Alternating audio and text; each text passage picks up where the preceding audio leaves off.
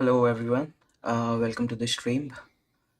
So we are going to start with critical care and we'll go topic wise. So I hope it will be helpful for you as well. Okay, let's go for it.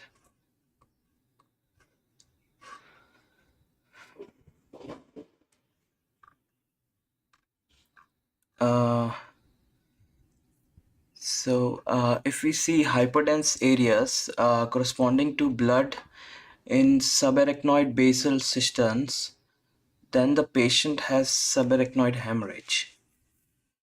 Okay, so in case of subarachnoid hemorrhage, there will be hyperdense areas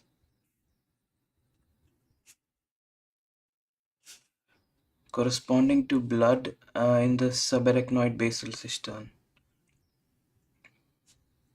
In subarachnoid basal cisterns.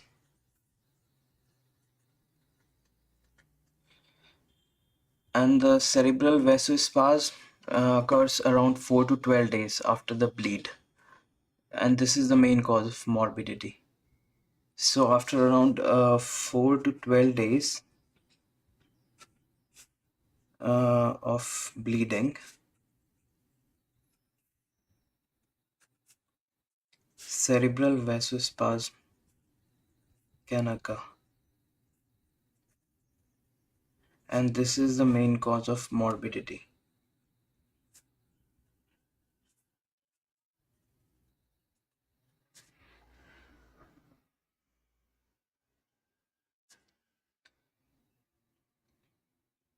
And in this case, in case of cerebral vasospasm, a calcium antagonist like nimodipine, calcium antagonist, example, nimodipine. This is very important in this case.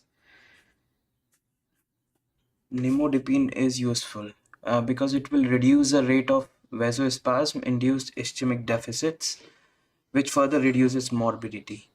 So this nimodipine is used from 5 to 14 days. For 5 to 14 days, this nimodipine is used, which is a calcium antagonist. It is used in case of subarachnoid hemorrhage, in which we will see hyperdense areas corresponding to blood in the subarachnoid basal cisterns. So we'll confirm by that the patient is having subarachnoid hemorrhage. And after around 4 to 12 days of the bleeding, cerebral vasospasm can occur in this case, which is the main cause of morbidity. And nimodipine, which is a calcium antagonist or calcium channel blocker, calcium antagonist, which will reduce the rate of vasospasm, uh, and it will reduce the vasospasm induced ischemic deficits, so helps in reducing morbidity. It is used between 5 to 14 days. So that is one thing.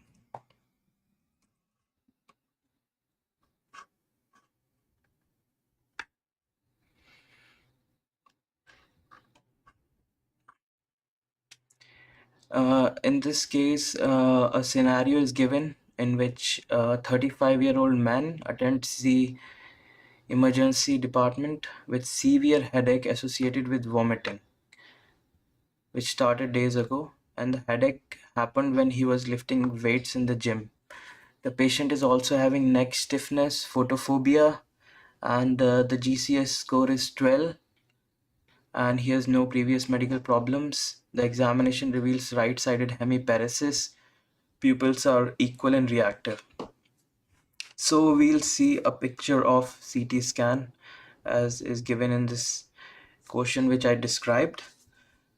So the other things given in the scenario are severe headache with vomiting, and headache started while lifting heavy weights, but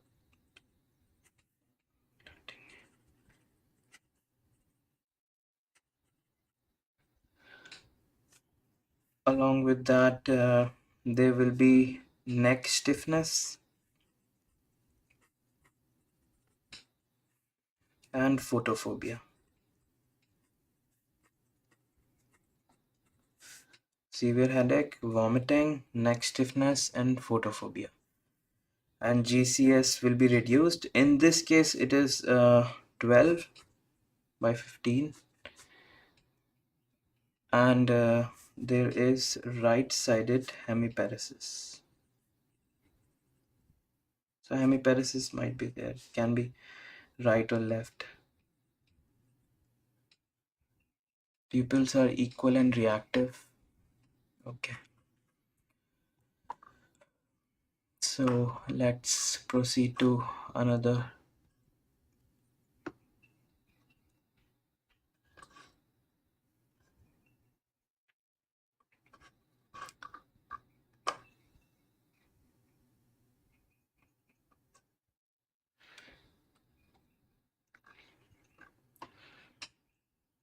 So in this case, we see a 77-year-old man presenting to emergency with altered consciousness, fever, and general distress.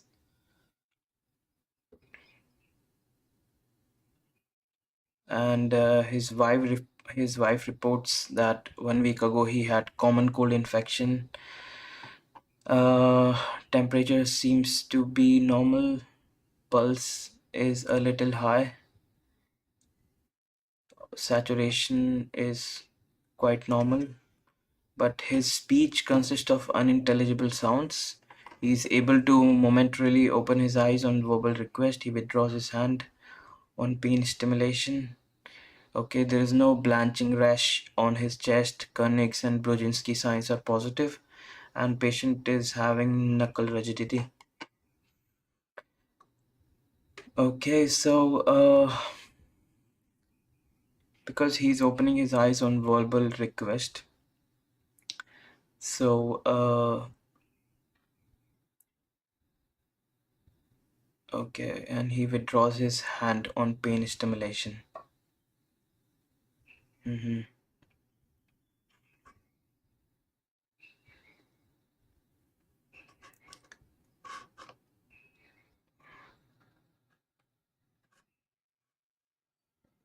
Three, four, five, six, and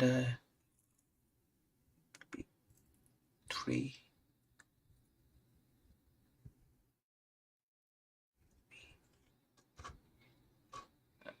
Unintelligible sounds are there, so it will be 3, 7, and I think it will be 10. It should be 10. 10 or 9. Yes. I think 9. Yes.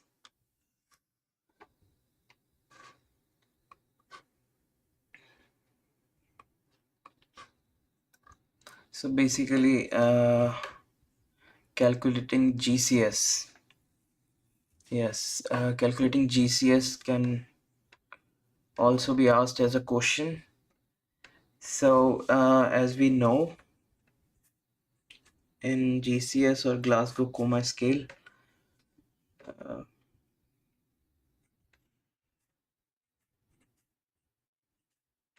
it's calculated like this.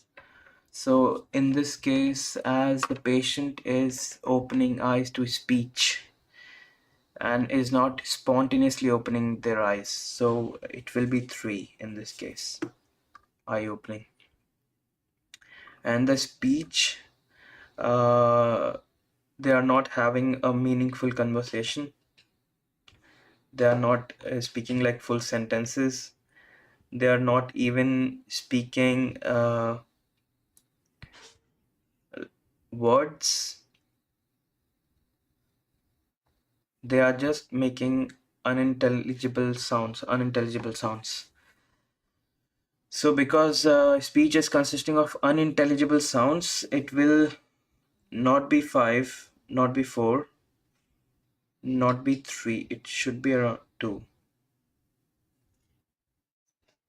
Should be 2. and motor response is withdrawal to pain is there. So it should be around 4.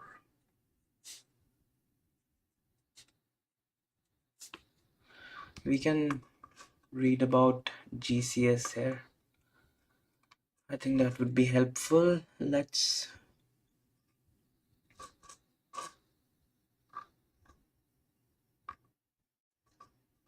go through GCS.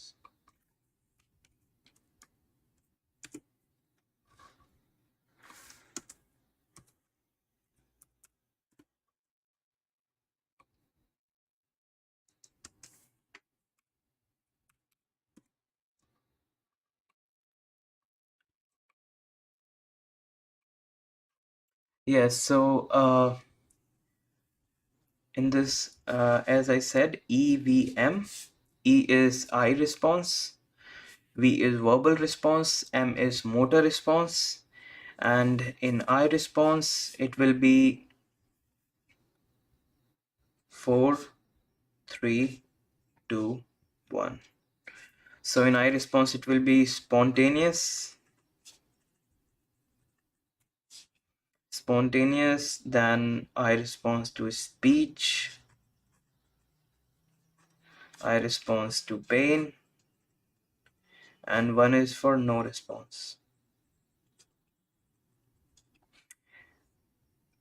In the same way, for verbal response, we have 5, 4, 3, 2, 1.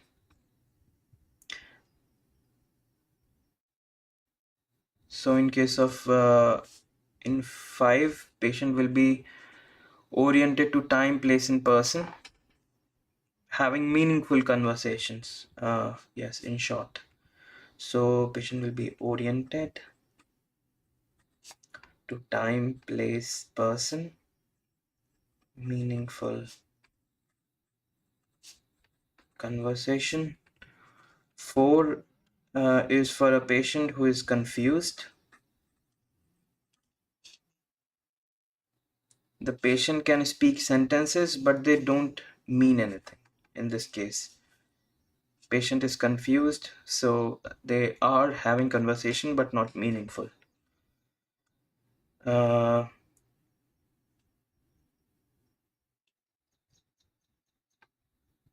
and in case of 3, patient will speak inappropriate words.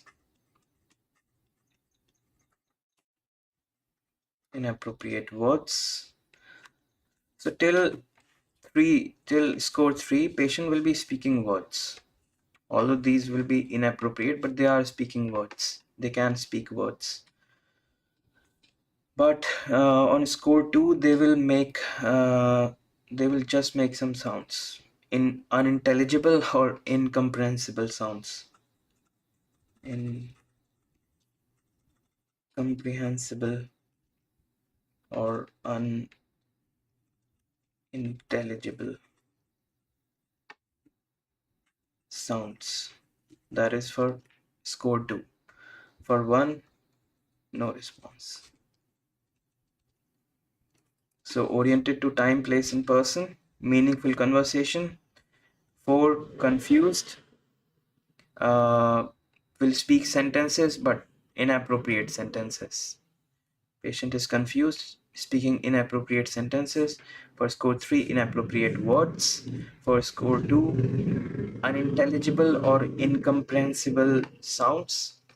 Unintelligible or incomprehensible sounds. And for 1, no response. And for motor response, we will have 6, 5, 4, 3, 2, 1. For 6, patient will obey all the commands, obeys commands. 5 moves to localized pain. Patient will localize pain on score 5. Then on score 4, flexion withdrawal. to pain. The response will be flexion withdrawal to pain, or flexion withdrawal from pain. Then abnormal flexion and abnormal extension, and no response. So on score 6, patient will obey all the commands. On score 5, patient will move to localized pain. Patient moves to localized pain. And score 4, flexion withdrawal from the pain. 3, abnormal flexion, which is usually in case of decortication. Decortication. Okay, and abnormal extension is in case of decerebration. Decerebrate. And for 1, no response.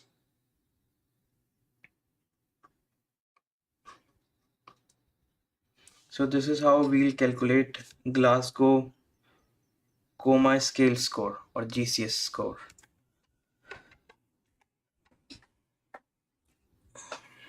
on the basis of the behavior, or on the basis of the response of the patient. 3 types of responses are assessed: eye response, verbal response, and motor response. Total or maximum score is 15, 4, 5, 6.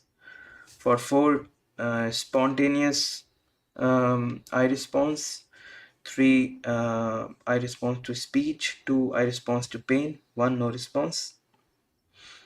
Spontaneous eye opening to speech, eye opening to pain, and no response. In case of verbal response, 5, 4, 3, 2, 1. 5 is for completely oriented person, to time, place, and person, having meaningful conversation. 4, confused person, speaking inappropriate sentences. 3, for speaking inappropriate words. 2, incomprehensible or unintelligible sounds. 1, no response. In case of motor response, 6, 5, 4, 3, 2, 1. 6 is for obeys all the commands. 5, moves to localized pain. 4, flexion withdrawal from pain. 3, abnormal flexion, that is decortication. And 2, abnormal extension, decerebration. And 1, no response at all.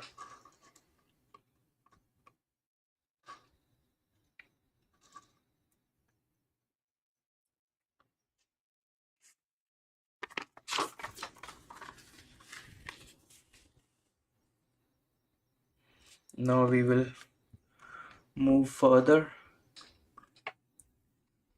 The Glasgow Coma Scale was originally designed to assess patients with acute brain injury. However, now it is widely used to assess and monitor acutely unwell patients with an altered level of consciousness.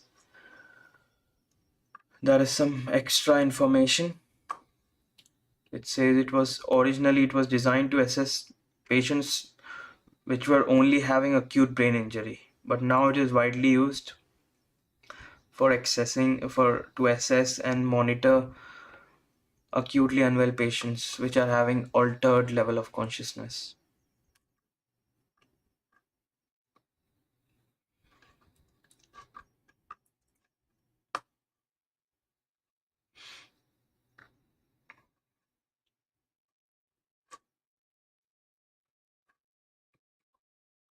Let me first go through the scenario. Let me take some time and go through the scenario, and then I'll come back to you.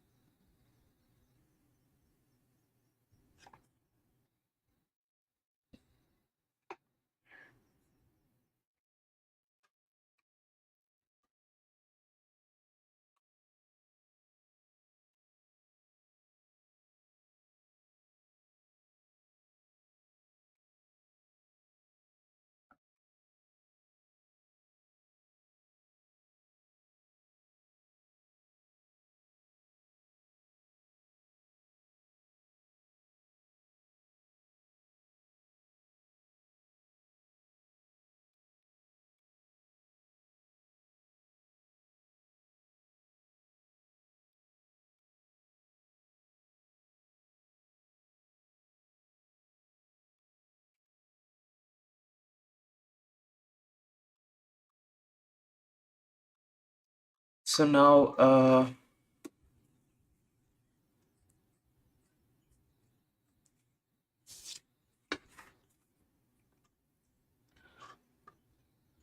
we have a scenario in which there is a 6-year-old child who is attending the pediatric A&E with his parents,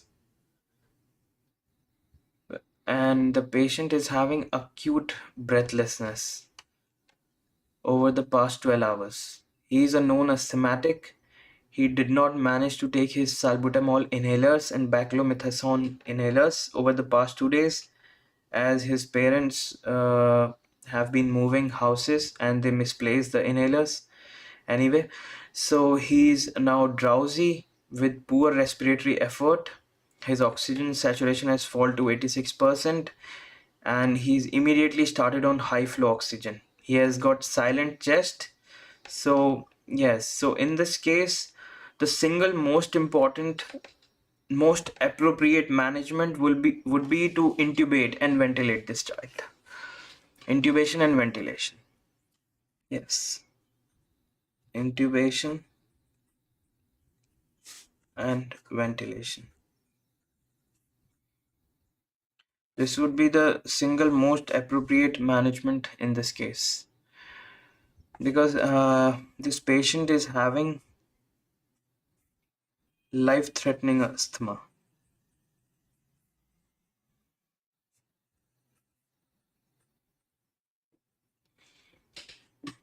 So patient is having life-threatening uh, situation, so he needs to be admitted, and the treatment should be started immediately.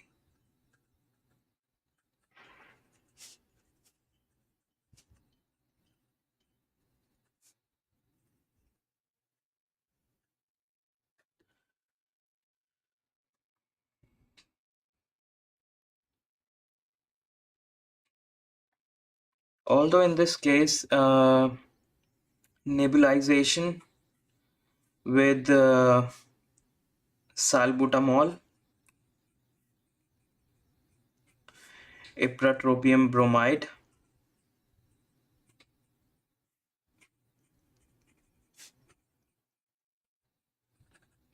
and intravenously giving magnesium sulfate and aminophylline.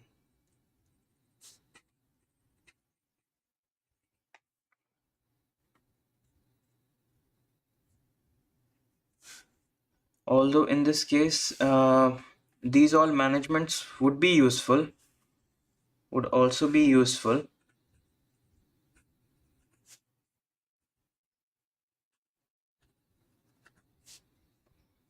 but single most important or appropriate management, most appropriate or most important management would be intubation and ventilation.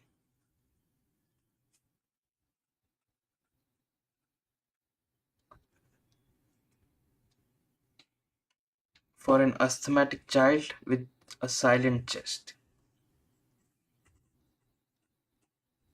Asthmatic child with silent chest.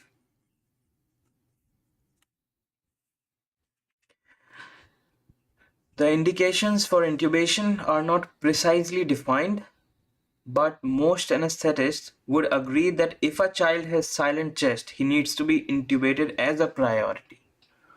Okay, so the indications are not clearly defined for this, but it is like a tested and tried thing, and that's why most of the anesthetists usually agree with this, that if an asthmatic child has a silent chest, he needs to be intubated, and that should be the priority. Although we have other management techniques like nebulization with salbutamol, ipratropium bromide, and intravenously we can give magnesium sulfate and aminophylline, which are also useful in life-threatening asthma.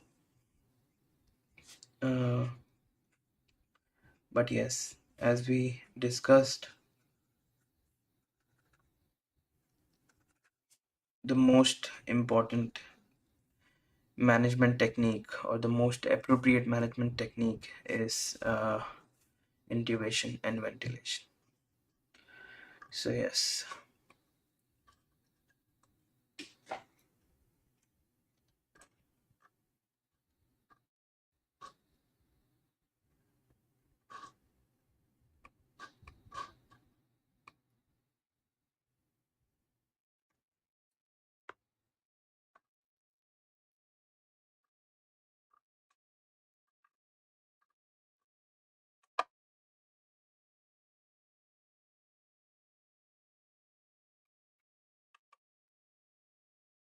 So let's just go through it once again. In this scenario, there is a patient who is having life-threatening asthma.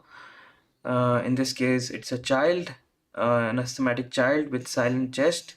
So the patient needs to be admitted immediately and the treatment should be started. And the most important and appropriate management would be intubation and ventilation, although nebulization with salbutamol and ipratropium bromide and intravenously magnesium sulfate and aminophylline are also useful in life-threatening asthma. Yes, so this thing is actually very important here. Asthmatic child with silent chest, intubation and ventilation. Okay, let's move ahead.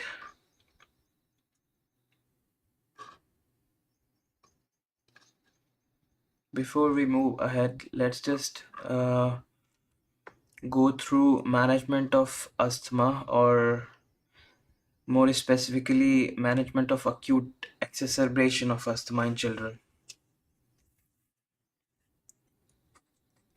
Management of acute exacerbation in children.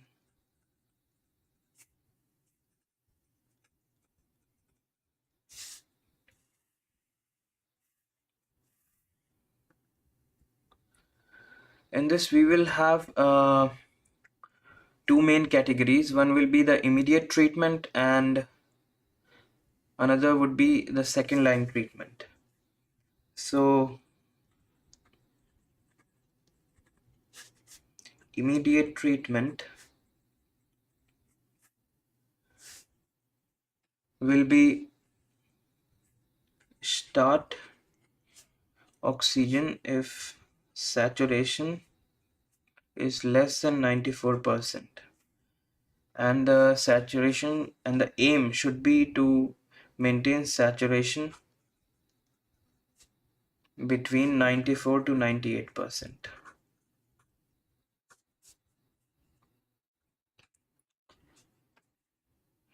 So 94 is like the cutoff. We should start oxygen that time. Saturation is less than 94%, and our aim should be to maintain it between 94 to 98. Then nebulization with salbutamol. Nebulization with salbutamol with oxygen. In this, we can use metered dose inhalers or MDIs with spacer. If exacerbation is mild.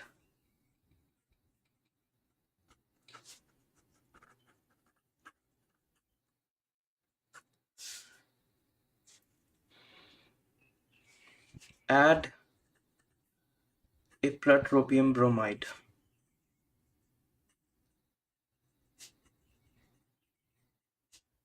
This is also nebulized ipratropium bromide. It is actually mixed with salbutamol only.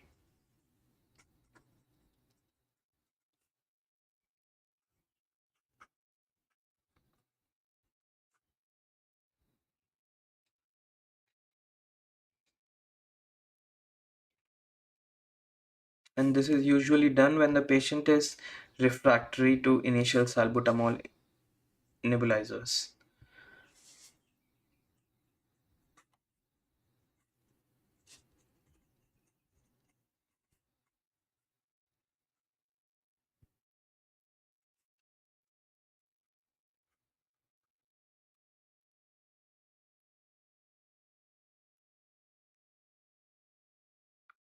And the last one would be oral prednisolone.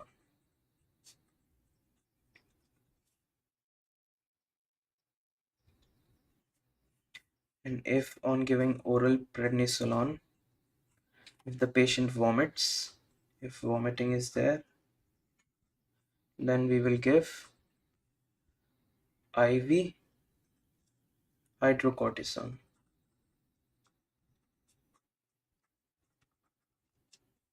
If on giving oral prednisolone, patient starts vomiting, then we will give intravenously hydrocortisone to the patient. And remember, salbutamol and ipratropium bromide nebulizers can be repeated. Okay, so this is the immediate treatment. Now, what is the second line treatment?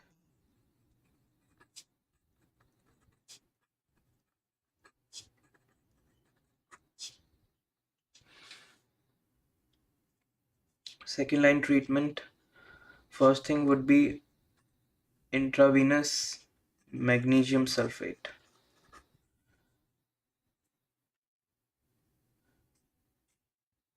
It is the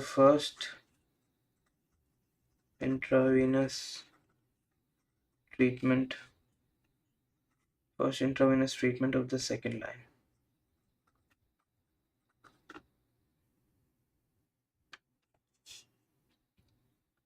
Second would be intravenous salbutamol. Yes, salbutamol can also be given intravenously, but only in case of severe attack where the child is not responding to nebulization with salbutamol. So we can also give intravenous salbutamol in severe attack where no response to nebulization with salbutamol. And third thing in second line treatment will be intravenous aminophylline.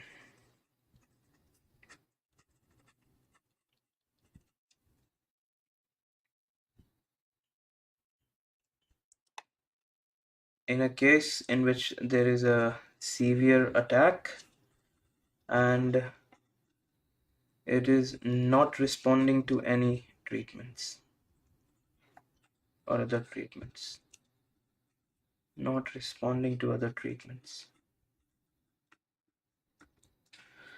So this is the second line treatment of acute exacerbation of asthma in children.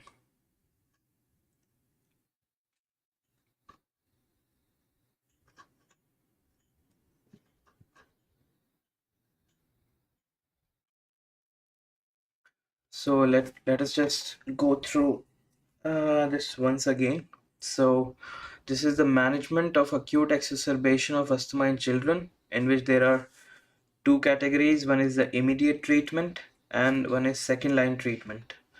In immediate treatment, first we will start oxygen if saturation is less than 94%. The aim is to maintain oxygen saturation between 94 to 98%, and then nebulization with salbutamol, in which we can even use MDIs and spacers if the exacerbation is mild, and then we can add ipratropium bromide to salbutamol if the patient is refractory to initial salbutamol, and we can and then oral prednisolone.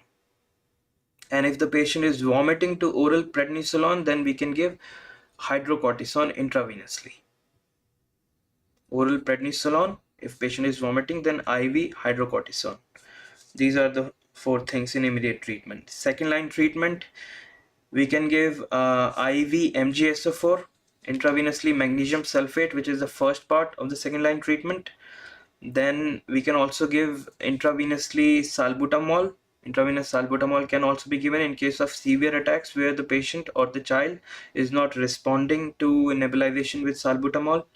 And third will be intravenous aminophylline in case of severe attacks which are not responding to other treatments. So these are the things. Now, if the child has features of life-threatening asthma, including a silent chest, it would be appropriate to intubate and ventilate the child immediately. Yes, we already discussed that earlier. Intravenous aminophylline is rarely going to be the answer since there are many conditions that would need to be met. Okay, yes, because intravenously aminophylline is given only in very exclusive cases. Because we have a lot of conditions that need to be fulfilled. For example, it is only used in severe or life-threatening asthma when maximum doses of bronchodilators or steroids fail. And senior clinician needs to be involved because there is a risk of arrhythmia with this aminophylline.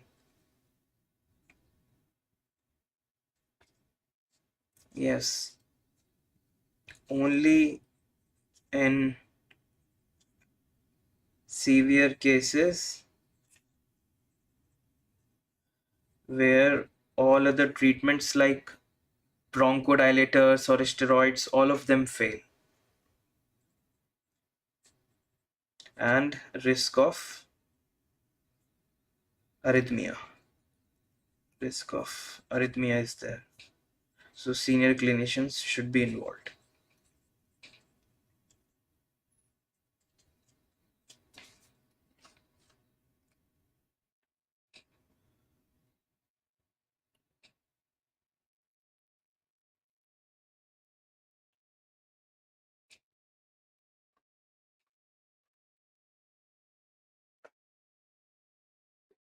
So these are the things which should be remembered in this.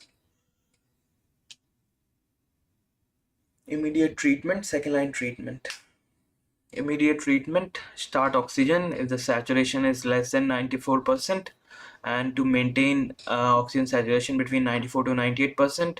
Salbutamol, nebulization with salbutamol using MDIs and spacers, and to add hypertropium bromide with the salbutamol in case of if the patient is refractory to salbutamol. Then oral prednisolone, prednisolone. And if the patient is vomiting after taking oral prednisolone, then we can give IV hydrocortisone. After this, second line treatment is IV magnesium sulfate, which is the first intravenous treatment in second line. Then IV salbutamol can also be given in case of severe attacks where the child is not responding to nebulization with salbutamol. And IV aminophylline. IV aminophylline is only given in severe attacks where the patient is not responding to any other treatments. All the bronchodilators and steroids all have failed, and there is a high risk of arrhythmia, so senior clinicians should be involved. Only used in severe or life-threatening asthma. Their maximum doses of other treatments like bronchodilators and steroids fail. Yes. And the most appropriate management is to intubate and ventilate the child immediately. Okay, I think we are done here with this.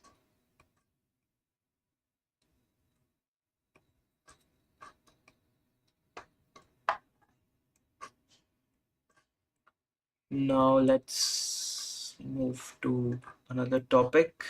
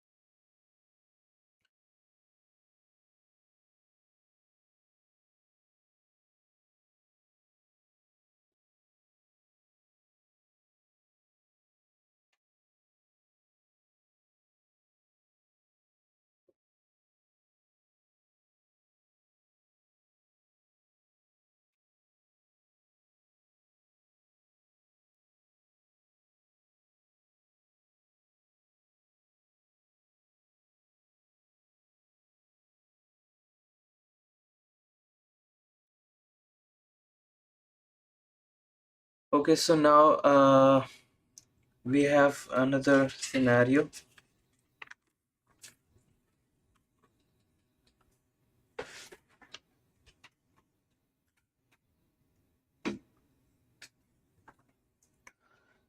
In this scenario, there is a 33-year-old man who was involved in a road traffic accident, and while he was riding a motorcycle, he was hit by a car at around 50 miles per hour, and the impact involved an injury to his head. He was brought into the resuscitation area with GCS of 8. He has a leakage of clear discharge from his left ear. There is significant bruising on his left temporal area and behind the left ear. What is the likely mechanism resulting in the discharge? Okay, so most likely in this case, uh, there is a CSF fluid leakage from the middle cranial fossa. That is what's happening. And middle cranial fossa. Okay, let's write middle cranial fossa is a depression at the base of the skull.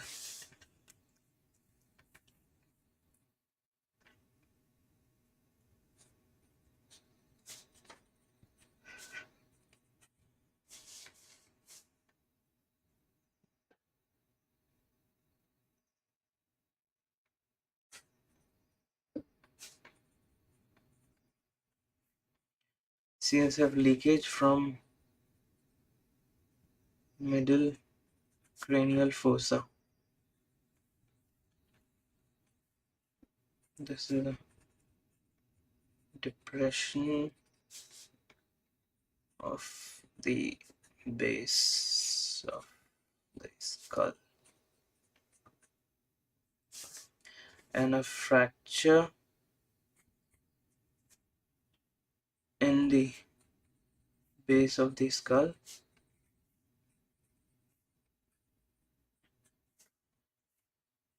can lead to CSF leakage from the ears of the patient. And this there is a term to describe this which is called CSF otorrhea. CSF otorrhea. Like this, we also have CSF rhinorrhea when it is leaking from nose. Anyway, so this is CSF otorrhea or leakage of CSF from the ears of the patient. In this case, patient has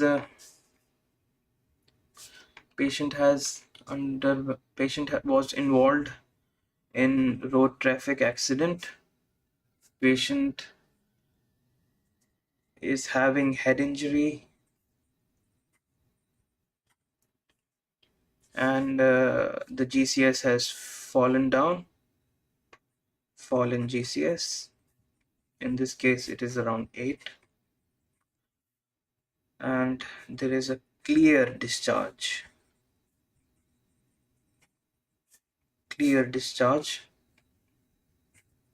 from left or right ear, from ear. In this case, it is left. Clear discharge from ears and significant bruising on temporal area and behind the ear.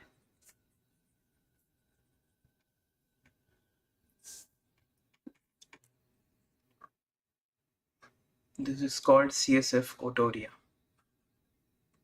CSF otorrhea.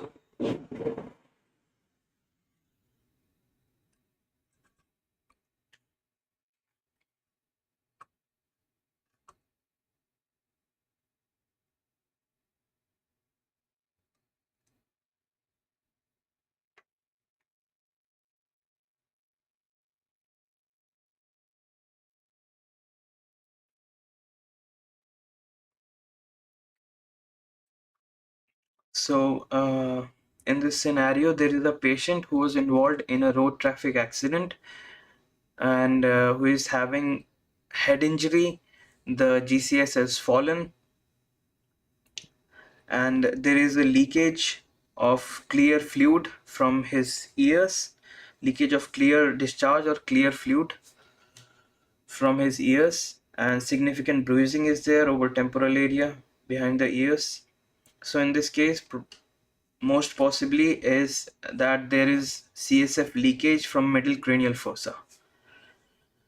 And this middle cranial fossa is a depression of the base of the skull. So due to the head injury or due to the accident, there was fracture in the base of the skull, and due to which there is CSF leakage from the middle cranial fossa, and the CSF is leaking out through his ears, and this is termed as CSF otorrhea.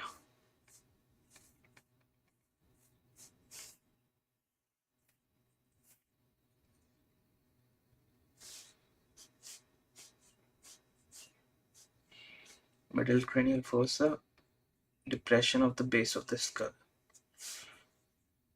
Okay.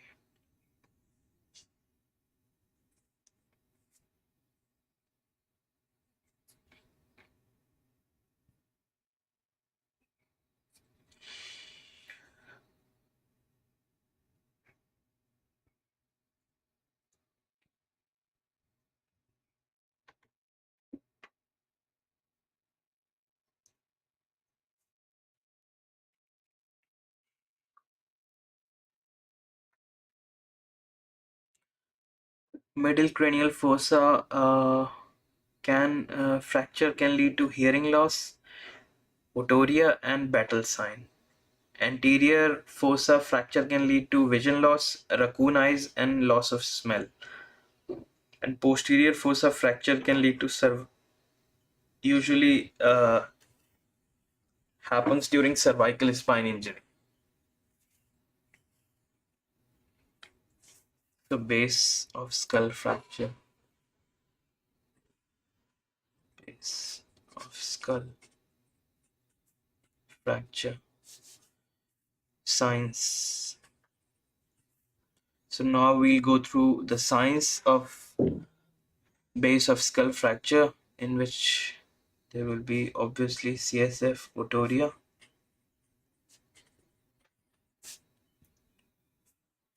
and CSF rhinorrhea as well.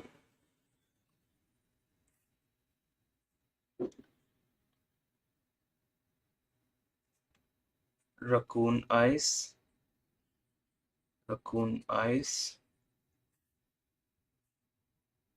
and battle sign. There can be bump and hemotympanum.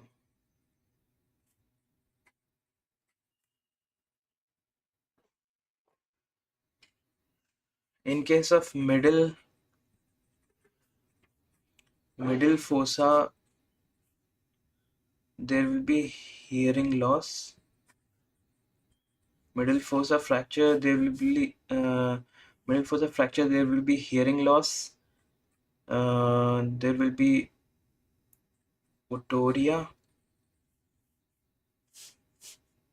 CSF otorrhea, hearing loss, and battle sign. In case of anterior fossa fracture, there will be loss of vision. Vision loss, raccoon eyes, and loss of smell. Vision loss and loss of smell.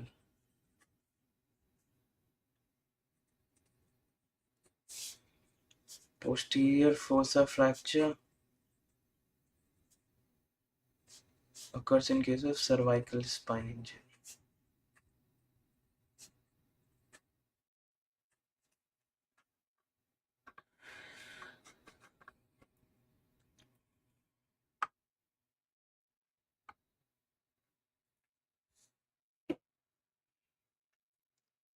Petrous part of temporal bone.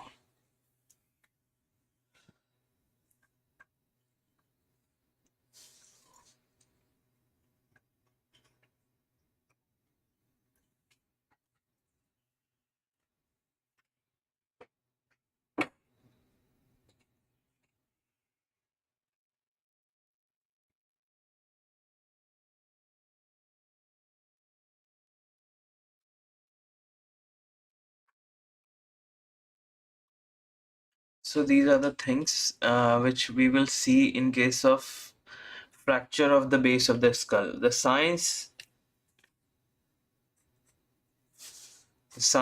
of fracture of base of skull will be CSF otoria, CSF rhinoria, battle sign, raccoon's eyes, and hemotympanum. In case of middle cranial fossa fracture, there will be loss of hearing and CSF otoria and battle sign. In case of anterior cranial fossa fracture, there will be loss of vision, loss of smell, and loss of smell, and raccoon size. In and posterior fossa fracture occurs in case of cervical spine injury. Uh, and the scenario is like a patient is involved in road traffic accident, having head injury, fall in GCS, having clear discharge from his ears, which is most possibly CSF leakage from middle cranial fossa, which is a depression of the base of the skull, and fracture in the base of the skull leads to CSF leakage from the ears or CSF otoria. Okay, let's move ahead now.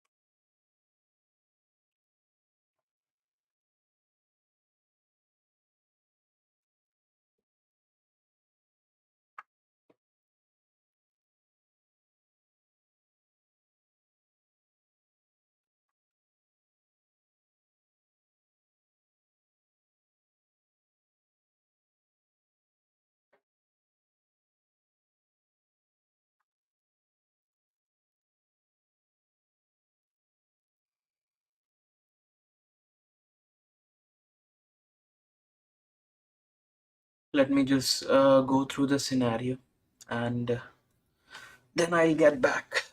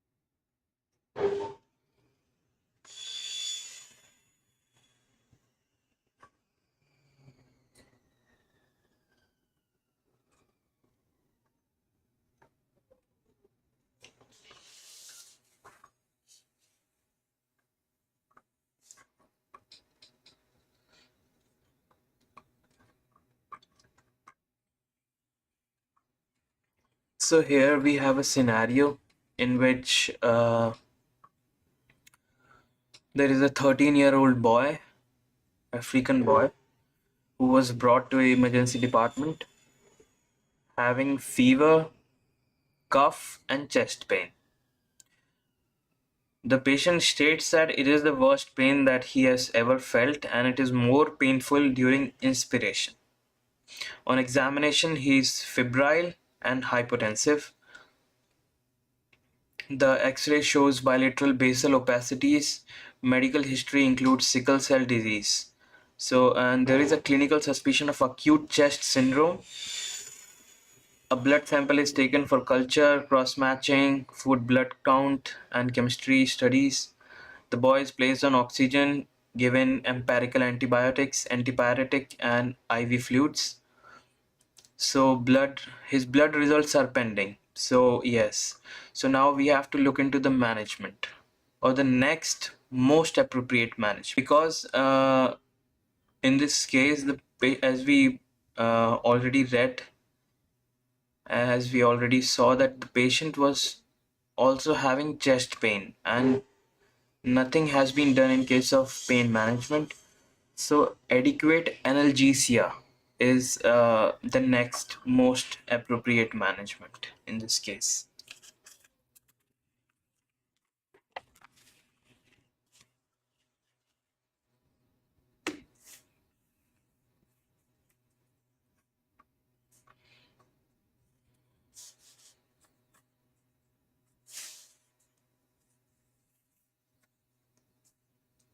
In this case, the patient is having acute chest syndrome and patient is having excruciating pain, and this needs to be managed with adequate analgesia.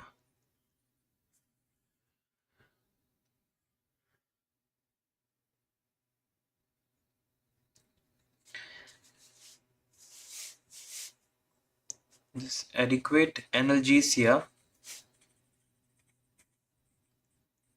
also helps in deeper breathing, or it allows for deeper breathing, which is helpful for the patient. So adequate analgesia helps in deeper breathing, which benefits the patient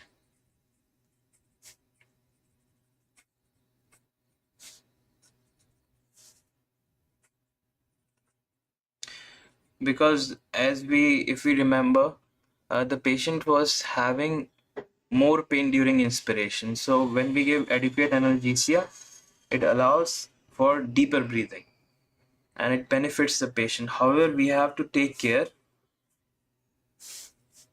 However, we have to take care that opioid overdosing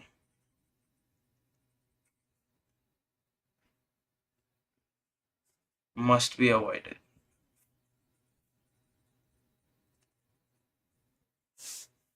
because it can lead to alveolar hypoventilation.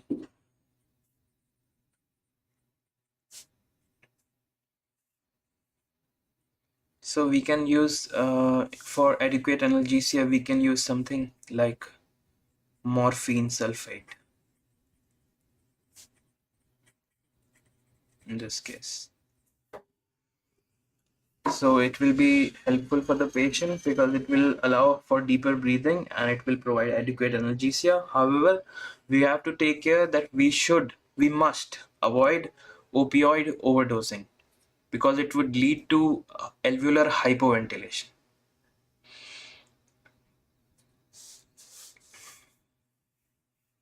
Now this ACS or acute chest syndrome,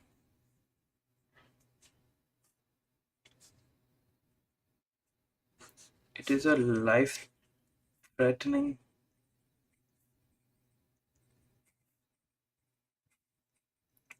complication of sickle cell disorder or sickling disorder. Sickling disorder. It is a life-threatening complication which occurs in people suffering from sickling disorders. And clinically, it is defined as a new pulmonary infiltrate on chest X-ray with at least one of the following.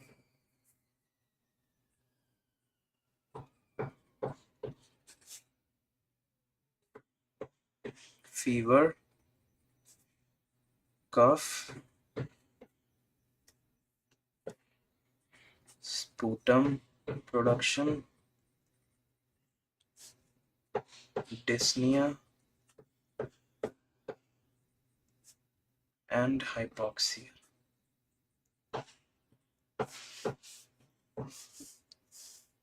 This is the clinical definition of ACS, or acute chest syndrome. A new pulmonary infiltrate on chest X-ray. It is defined as a new pulmonary infiltrate on chest X-ray with at least one of the following: fever, cough, sputum production, dyspnea, hypoxia. And it can be difficult to distinguish from pneumonia.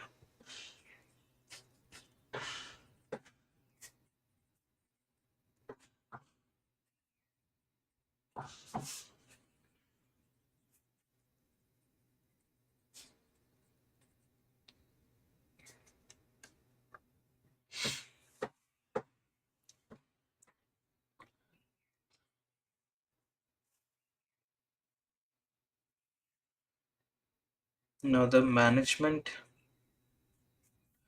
would be oxygen, fluids, pain relief, antibiotics, and transfusion.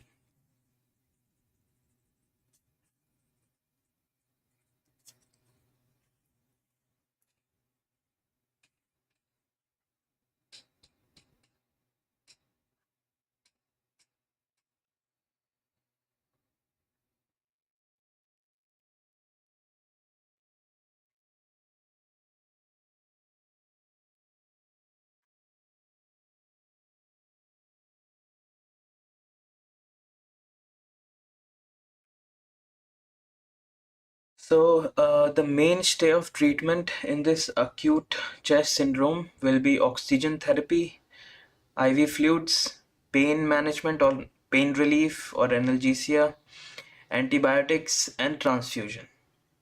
The decision of when to transfuse and whether to use simple or exchange transfusion is difficult, and it is made on the basis of clinical picture and result of investigations. In general, early simple top-up transfusions are considered in hypoxic patients, but exchange transfusion is necessary if there are severe clinical features and evidence of progression despite the initial simple transfusion, or in those with a higher hemoglobin concentration, more than 90 gram per liter. Okay, so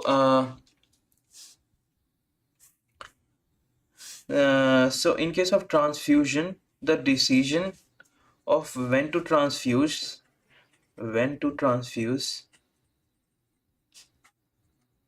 and whether to use simple or exchange transfusion is a little tricky, a little difficult. Exchange transfusion.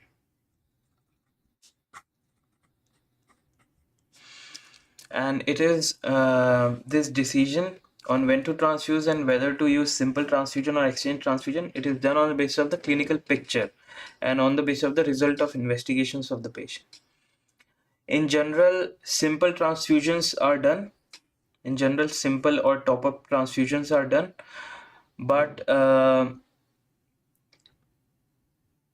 exchange transfusions are done if the patient is not responding to initial simple transfusions and if there are severe clinical symptoms, severe clinical features, and the investigation reports are also majorly deranged. Severe clinical features are there and there is progression into the disease despite initial simple transfusion, or patient is having very high hemoglobin concentration. So in which cases, first, severe clinical features like symptoms, signs, and lab reports as well. Then progression despite or despite initial simple transfusions, or we can even say like not responding to initial simple transfusion, or very high or high hemoglobin concentration, like 90 gram, more than 90 gram per liter.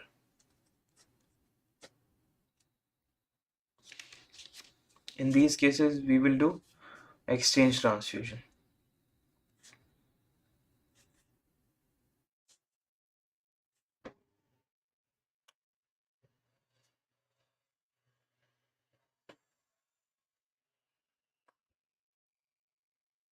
And we will not give paracetamol or PCM as an analgesic in this case, because an antipyretic has already been administered to the patient. PCM is not correct, because an antipyretic has already been administered. As we read, the boy was placed on oxygen. Oxygen therapy was started, empirical antibiotics were given, antipyretic was given, IV fluids were also given. So oxygen was given, IV fluids was given, and antibiotics was given, and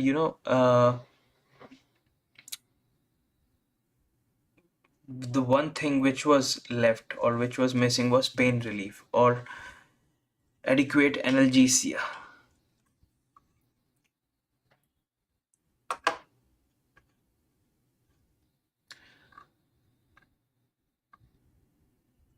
So this was a case of acute chest syndrome, and in such cases, critical care team should be involved early. Uh, in case of progression where respiratory support is required. Yes. So this was regarding ACS. Let us just quickly go through it once again. According to this scenario. So acute chest syndrome, it is a life-threatening complication of sickling disorder. It is a life-threatening complication of sickling disorder or life-threatening complication occurring in patients suffering from sickling disorders. And clinically, it is defined as a new pulmonary infiltrate appearing on chest X-ray with at least one of the following things, like fever, cough, sputum production, dyspnea, and hypoxia. And acute chest syndrome is difficult to distinguish from pneumonia. Management of acute chest syndrome: in case of management, we have to give oxygen therapy, IV fluids, pain relief, and antibiotics, and transfusion. Transfusion can be simple or exchange. Exchange is done only in severe clinical features are there, or the patient is progressing despite initial simple transfusions, or hemoglobin concentration is very high, as high as more than 90 gram per liters.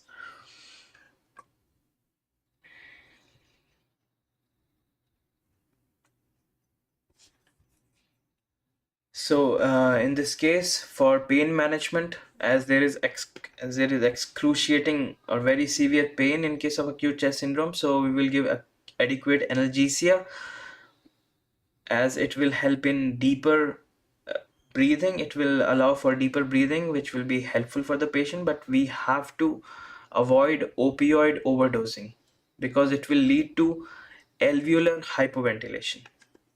Opioid overdosing will lead to alveolar hypoventilation. So we will use morphine sulfate in this case for adequate analgesia. In this case of acute chest syndrome, we will use morphine sulfate.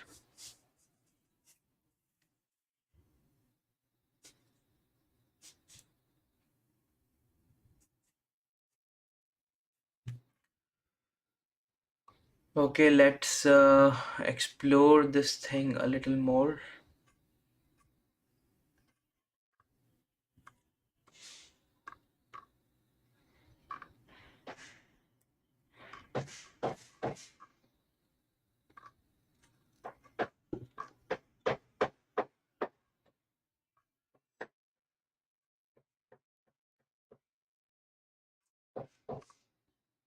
Be aware of the possibility of acute chest syndrome in patients with an acute painful sickle cell episode if any of the following are present at any time from presentation to discharge, like abnormal respiratory signs and symptoms, chest pain, fever, signs and symptoms of hypoxia, like oxygen saturation of 95% or below, escalating oxygen requirement. Okay. But in this scenario, as we saw, the was having patient was actually having fever. Patient was having fever. Patient was also having cough and chest pain was also there.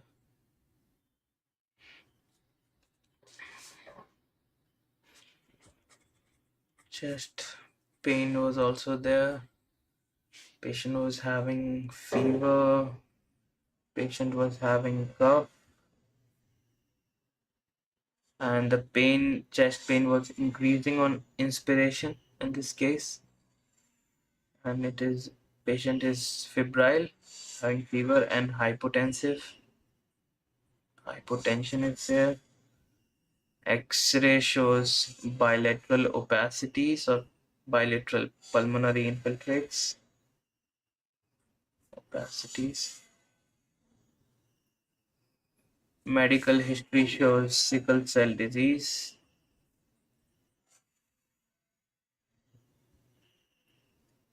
So these were the things which were present in this case, in this scenario. So we have to be aware of the possibility of acute chest syndrome in patients of sickling disorder. If they are, because as we studied the definition, ACS can be defined as a new pulmonary infiltrate on chest X-ray with at least one of the following: fever, cough, sputum production, dyspnea, and hypoxia. And the management is done by giving oxygen therapy, pain relief or adequate analgesia, IV fluids, antibiotics, and transfusion.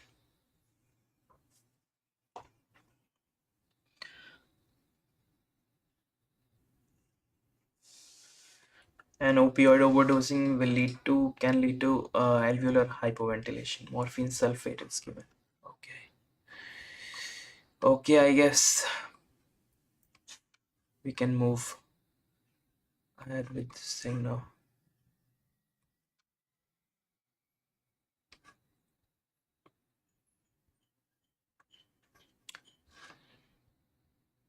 Let us take a break and I'll get back in a while.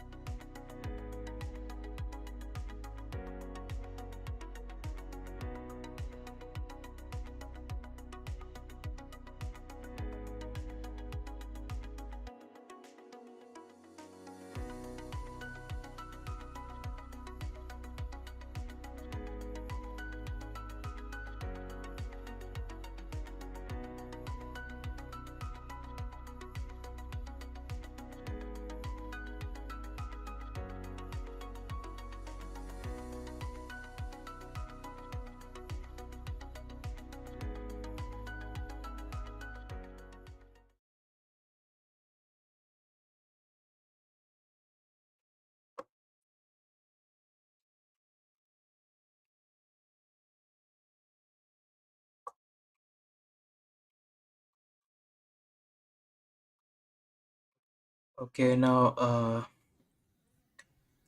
let's move ahead to other topics.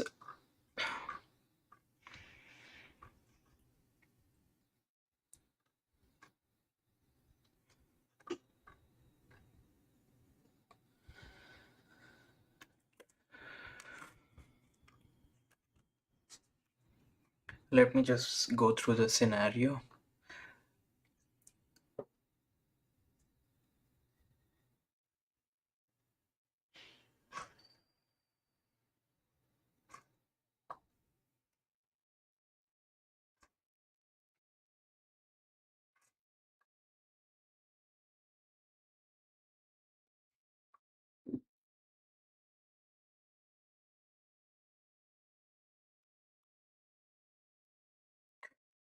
Okay, so now we have a scenario in which it's a case of burn, and there is a 26-year-old woman who presents to emergency following a house fire, and her left arm shows extensive bruising, swelling, and full thickness circumferential burns.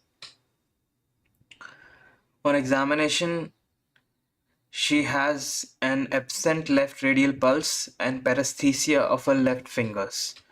She is in extreme pain despite giving intravenous morphine. What is the single most appropriate action? So, in this case, there are chances of compartment syndrome with burn injuries like this, in which there are full thickness circumferential burns. So, uh, in this case, urgent eschartomy is used to treat such full thickness circumferential burns.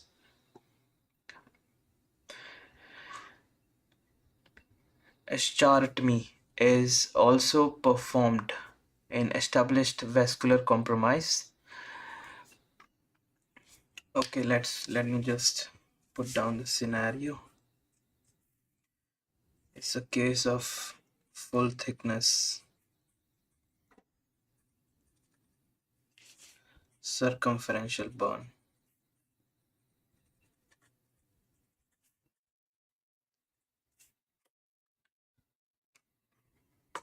But the important things in this case will be eschartomy and fasciotomy. These are the two things which we are going to focus on.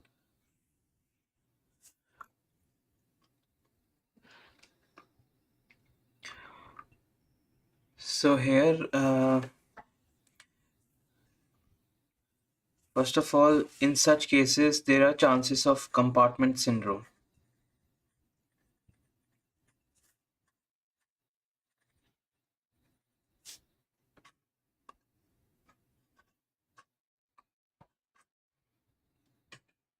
Yes, there are chances of compartment syndrome which can occur with such burn injuries, and eschartomy is used to treat such full thickness circumferential burns.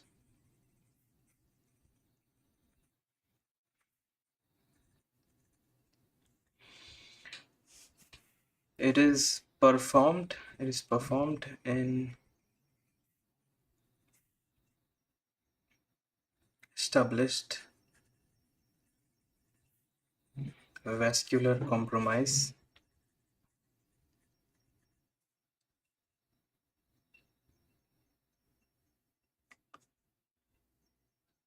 limbs which are result of burn injuries.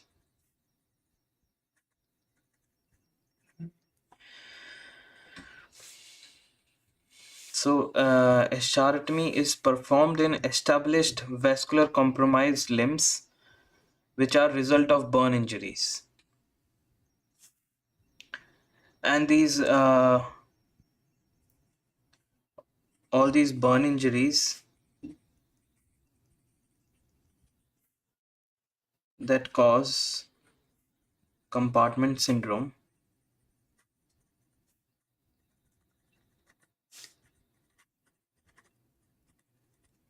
should be treated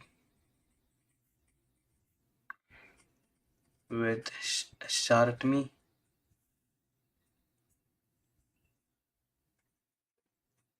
should be treated with hysterectomy so as to relieve the pressure.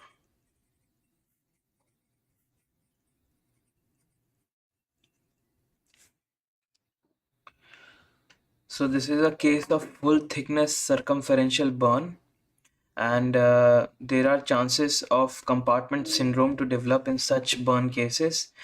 And hysterectomy is used to treat such full thickness circumferential burns. It is performed in established vascular compromised limbs, which are the result of burn injuries. And these burn injuries, which can cause compartment syndrome, should be treated with hysterectomy so as to relieve the pressure. Whereas fasciotomy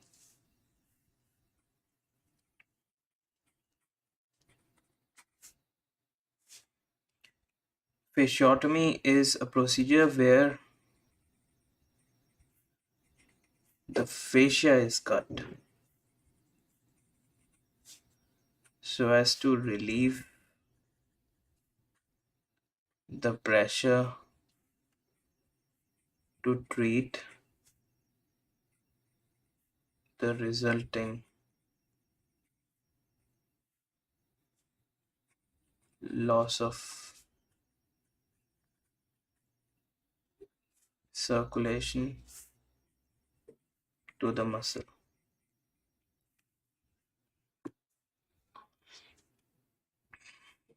This fasciotomy allows decompression of the limb,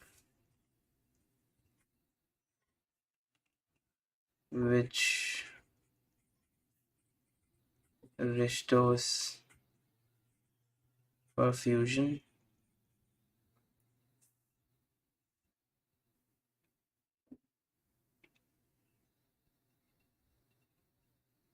and in cases where there is a crushing injury, in such cases it would be more appropriate to perform an urgent fasciotomy rather than an hysterectomy. In cases where there is a crushing injury, it would be more appropriate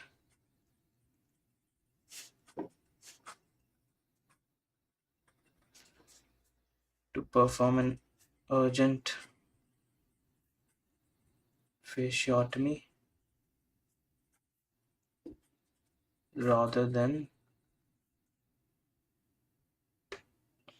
an hysterectomy.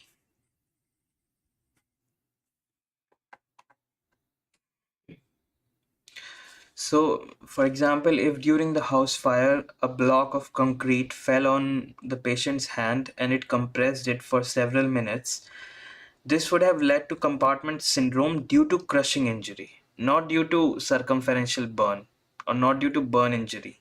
That compartment syndrome would be due to crushing injury, and the treatment in that case would be fasciotomy, not hysterectomy. So, this is the thing. And amputation, this is just related to this. An amputation is required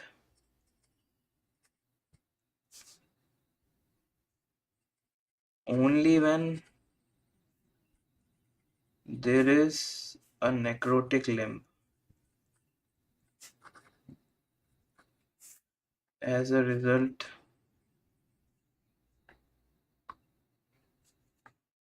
as a result of poor early recognition and delayed fasciotomy.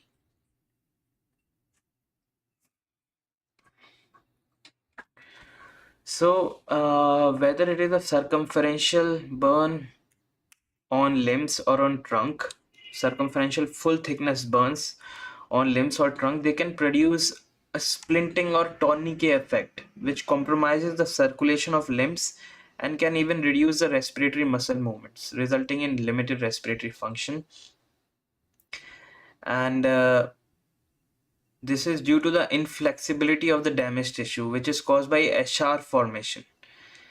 And if it is untreated, it can result in distal ischemia, compartment syndrome, respiratory failure, tissue necrosis, death.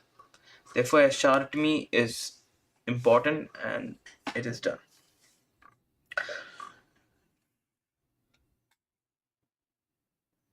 So, if compartment syndrome occurs because of burn injury or because of full thickness circumferential burn, in such cases, eschartomy should be performed so as to relieve the pressure.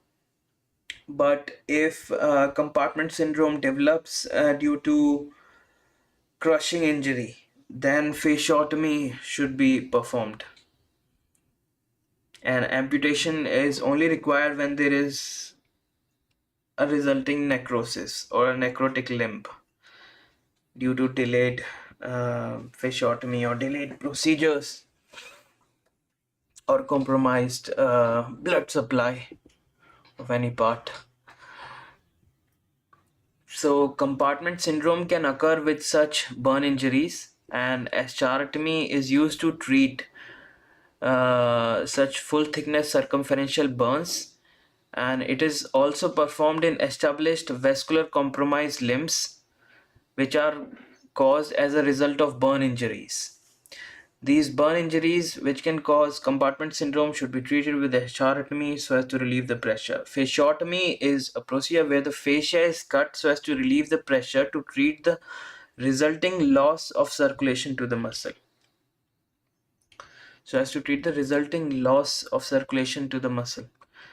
This fasciotomy allows decompression of the limb, which helps in restoring its circulation or its perfusion.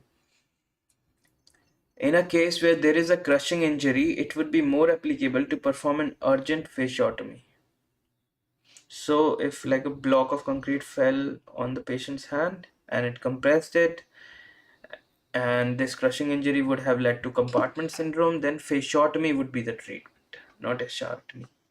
Eschartomy is performed when eschar formation is there, which is usually caused when there is compartment syndrome developed due to a burn injury or like a full thickness circumferential burn, or there is a established vascular compromise in the limbs as a result of burn injuries. In such cases, eschartomy has to be performed so as to relieve the pressure, so as to resolve the compartment syndrome. But fasciotomy, in this, fascia is cut so as to relieve the pressure to treat the resulting loss of circulation to the muscle. It allows decompression so as to regain or restore the perfusion of the muscle. And in case of crushing injury, it is more appropriate to do an urgent fasciotomy. Amputation is only required in case of necrotic limb. Okay, I think we are done with this here.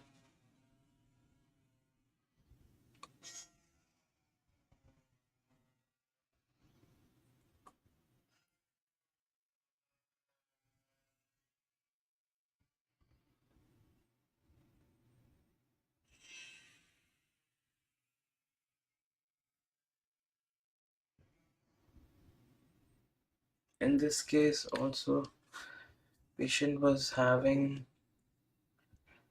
bruising, swelling, paresthesia,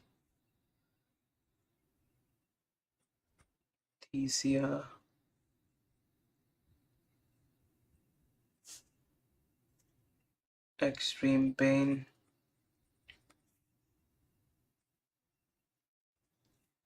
and even loss of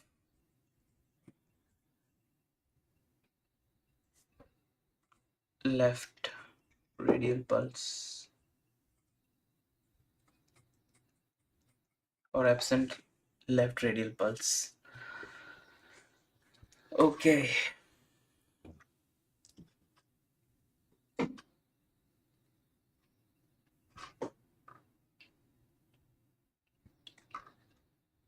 next thing.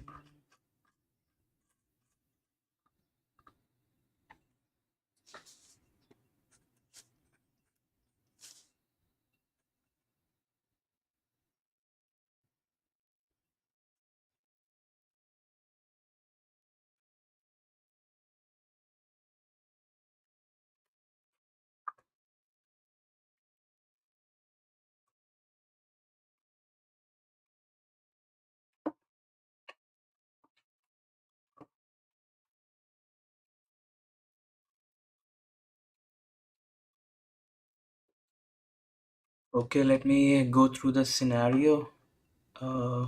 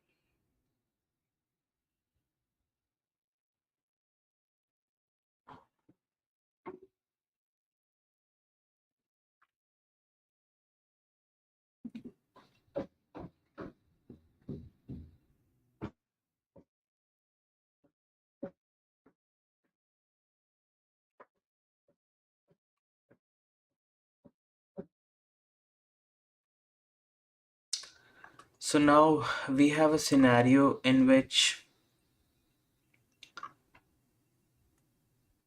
the patient is having a condition called pulmonary contusion.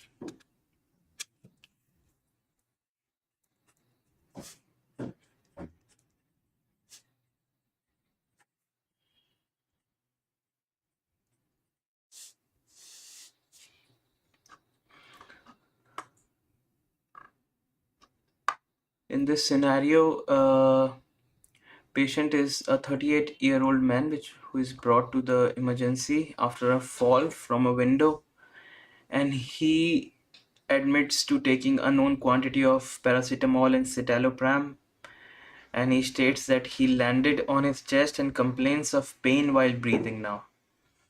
On examination, there are multiple bruises on his chest. His temperature is normal. His pulse rate is a little high, 91. Blood pressure is quite normal, 140 by 82. Respiratory rate is 20. But his ABG is showing certain uh, changes, like his pH is 7.29, slightly towards acidic side, and his bicarbonate is 24, which is in the normal range. PCO2 is 6.7, a little high. He's retaining carbon dioxide. PO2 is 10, a little low. So this is a case of pulmonary contusion, and the ABG or arterial blood gas picture which we have seen right now shows respiratory acidosis, because his bicarb is normal. So that is not the reason, because his PCO2 is high. So because of retention of CO2, his pH has dropped. So this is a case of respiratory acidosis, as arterial blood gas shows. So pulmonary contusion is bruising of a lung due to blunt force trauma.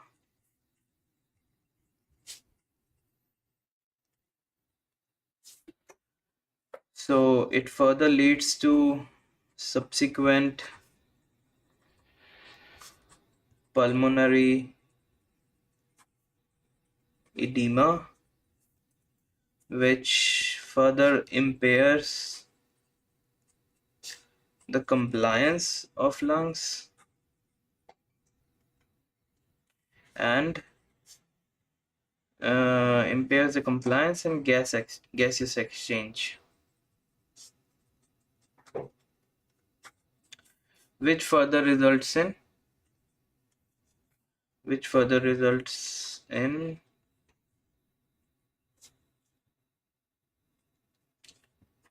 hypoxemia and respiratory acidosis,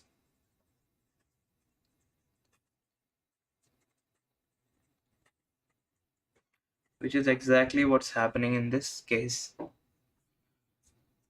And majority of the cases with pulmonary contusion have additional injuries. Majority have additional injuries.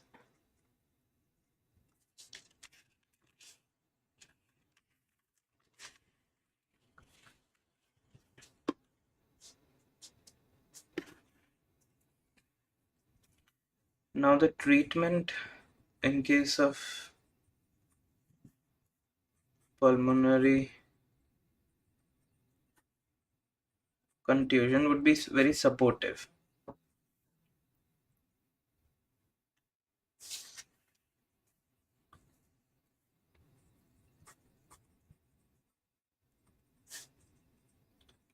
Like there will be pain management,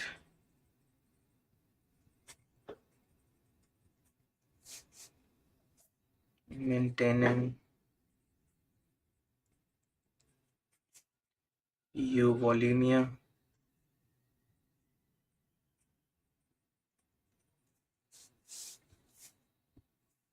supplemental oxygen, and pulmonary hygiene.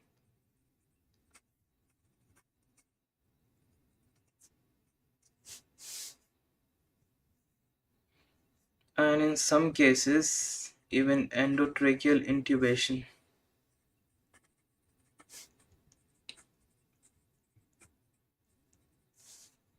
may be required.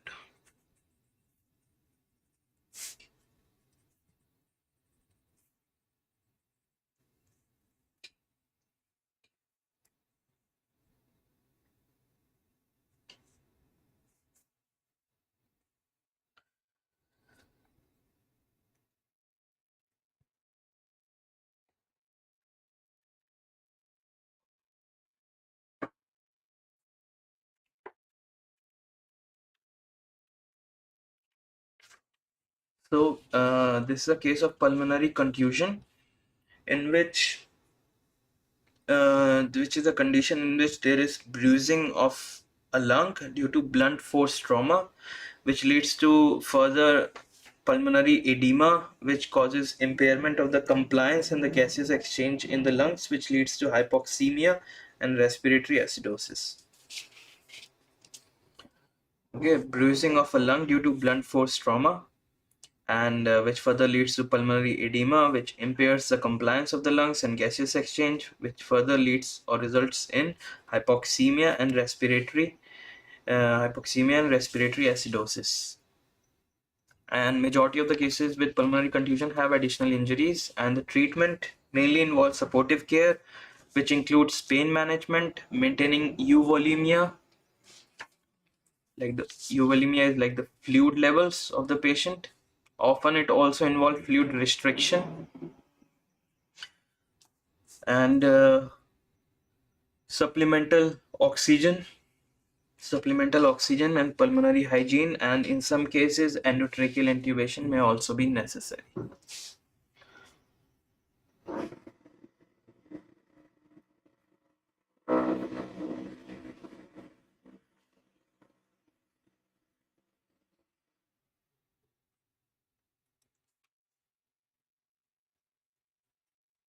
Now, excessive consumption of alcohol, paracetamol, and citalopram,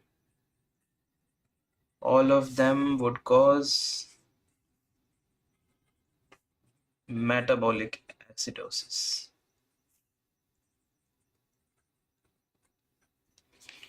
And a panic attack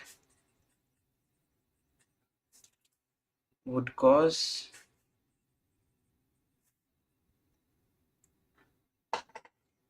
hyperventilation.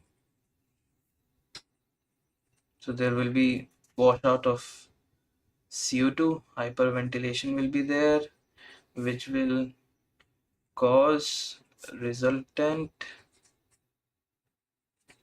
respiratory alkalosis.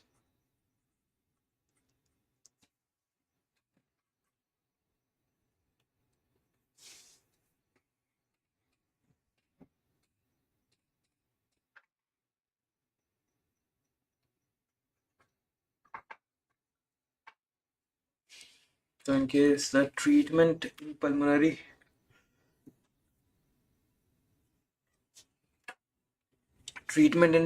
contusion will involve supportive care in which there will be pain management, maintaining fluid level of the patient, euvolumia, supplemental oxygen therapy, and pulmonary hygiene. And endotracheal intubation may also be required in certain cases.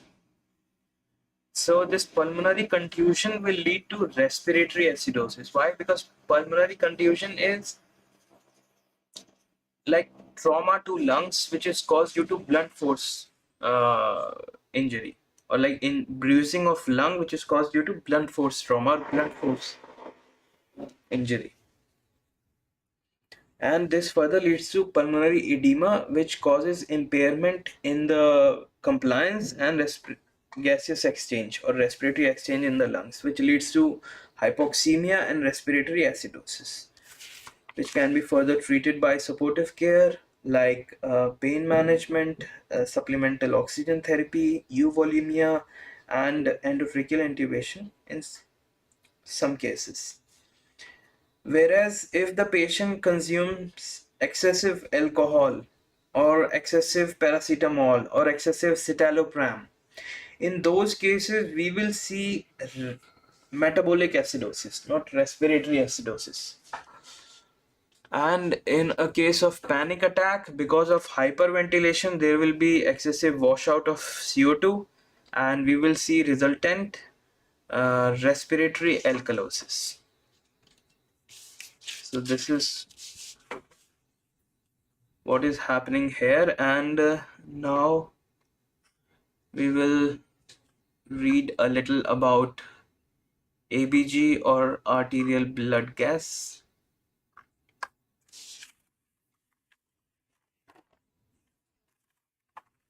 Okay, we can. I think we'll on a different paper.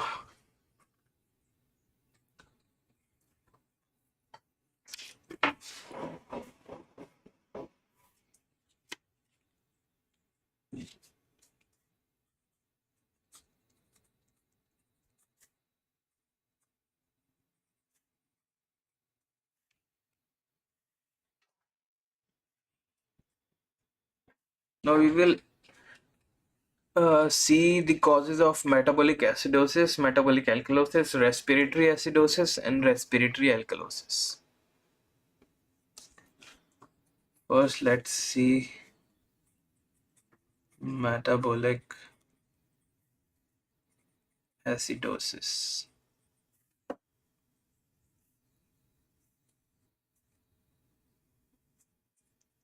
Excess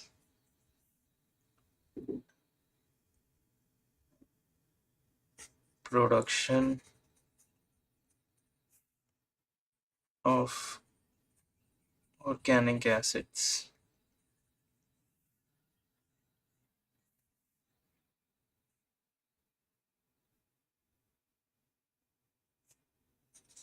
ketoacidosis, alcoholic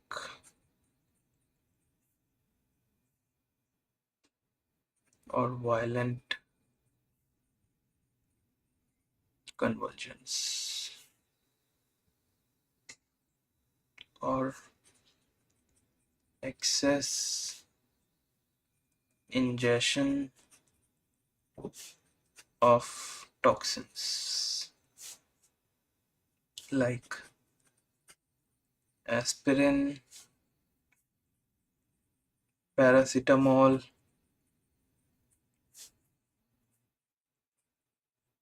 citalopram,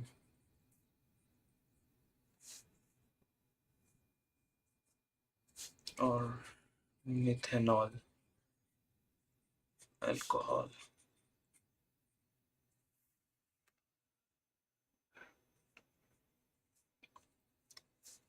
Excess loss of bicarbonates, diarrhea, Addison's disease, or retention of organic acids in case of renal insufficiency.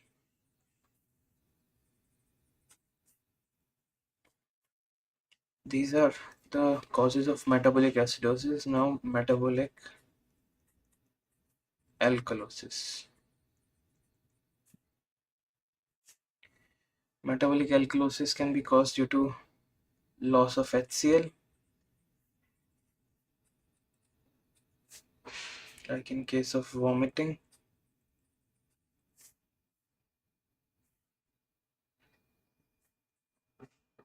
excessive administration of bicarbonates,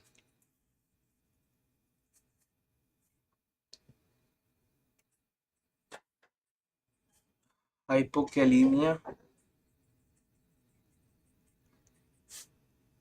and hypovolemia.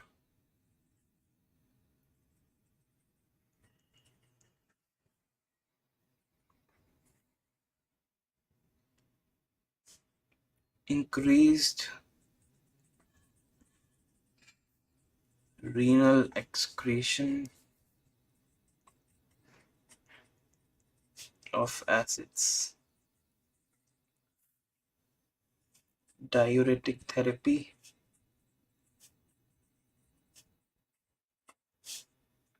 and secondary hypoparathyroidism.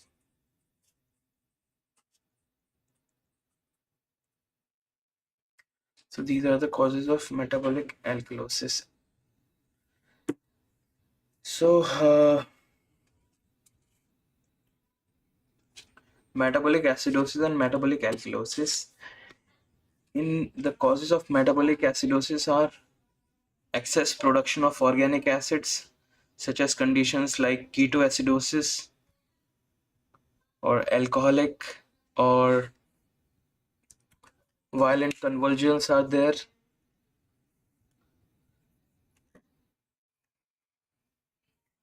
In case of ketoacidosis or alcoholic patient, or violent convulsions are there, or there is excess ingestion of toxins like aspirin, paracetamol, citalopram, methanol, etc., or there is excess loss of bicarbonates, for example in case of diarrhea and Addison's disease, or there is retention of organic acids in case of renal insufficiency. Metabolic alkalosis, it occurs due to loss of HCl, for example in case of vomiting, or excessive administration of bicarbonates as in case of hypovolemia or hypokalemia, or increased renal excretion of acids such as diuretic therapy or secondary hypoparathyroidism. Now we will read about respiratory acidosis and respiratory alkalosis.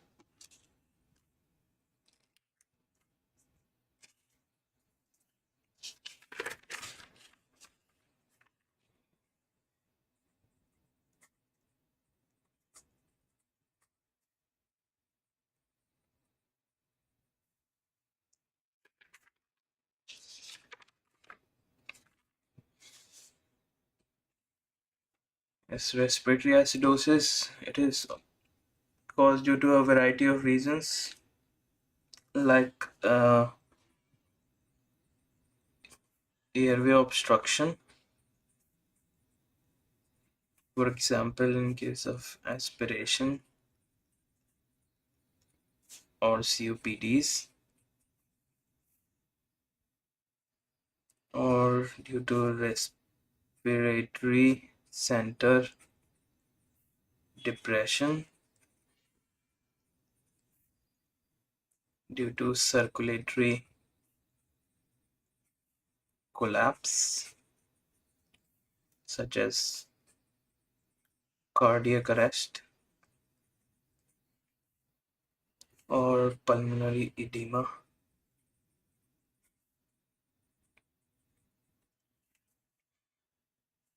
Neurogenic causes of respiratory acidosis are like cervical spine injury,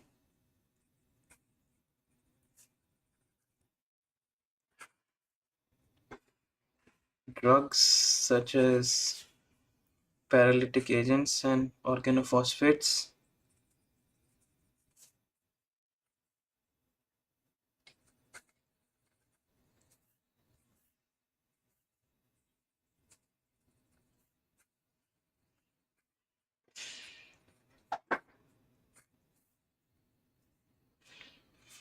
and multiple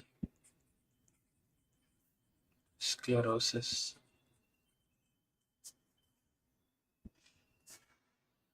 And certain restrictive effects can also cause respiratory acidosis like pneumothorax, pneumothorax,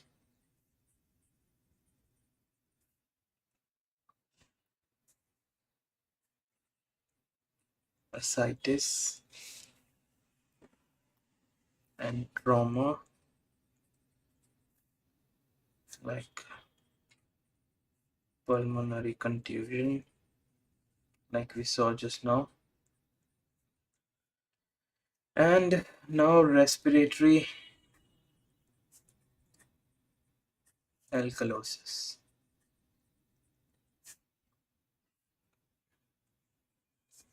Now respiratory alkalosis can be caused due to any event causing hyperventilation,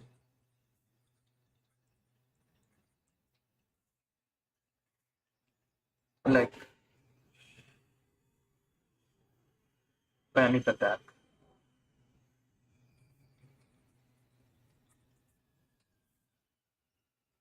Now lung diseases like pulmonary embolism,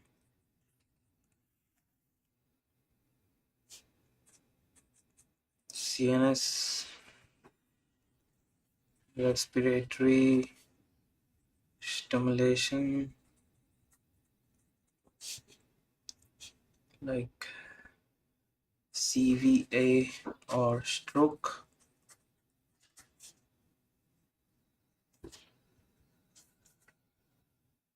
or anxiety hyperventilation syndrome, or salicylate intoxication.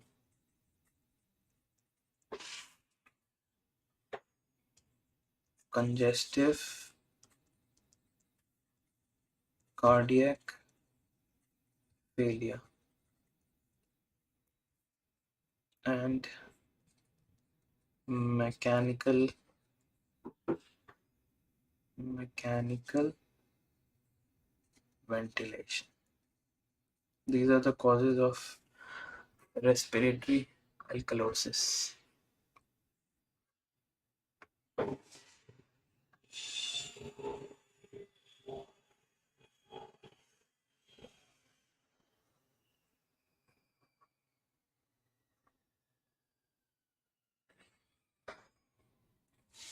So for respiratory acidosis, the causes are uh, airway obstruction, which can be caused due to aspiration, or COPDs, chronic obstructive pulmonary diseases. Okay, there can be airway obstruction caused due to aspiration or COPDs, or respiratory center depression or circulatory collapse like cardiac arrest or pulmonary edema, or there can be neurogenic causes such as cervical spine injury or multiple sclerosis, cervical spine injury, multiple sclerosis, and drugs such as paralytic agents or organophosphates, and certain restrictive conditions such as hemothorax, pneumothorax, and ascites can also cause respiratory acidosis, and trauma such as pulmonary contusion can cause respiratory acidosis.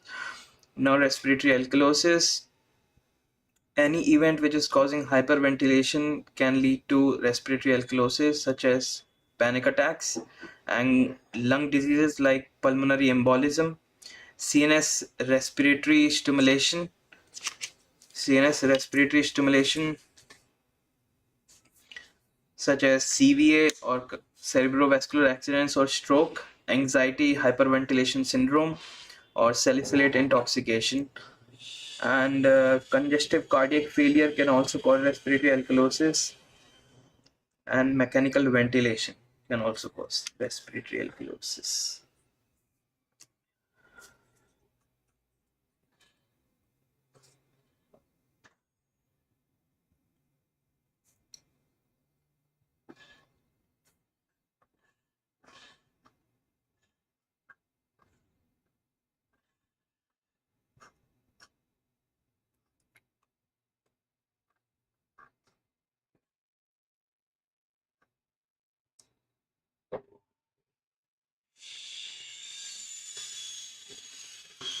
Now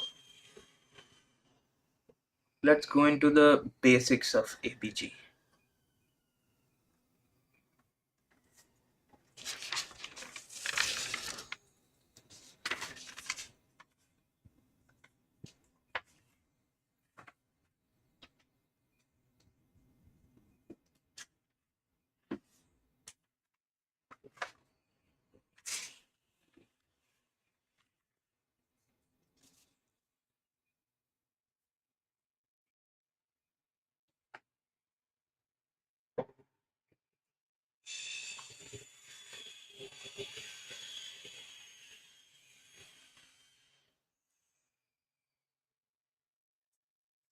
Now certain basics of ABG are, for example,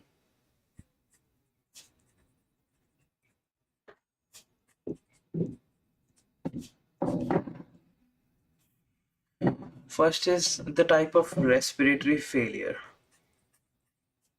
Type 1 respiratory failure only has low PCO2. Sorry, type 1 respiratory failure only has low PO2, whereas the PCO2 is normal or low. Usually it is normal.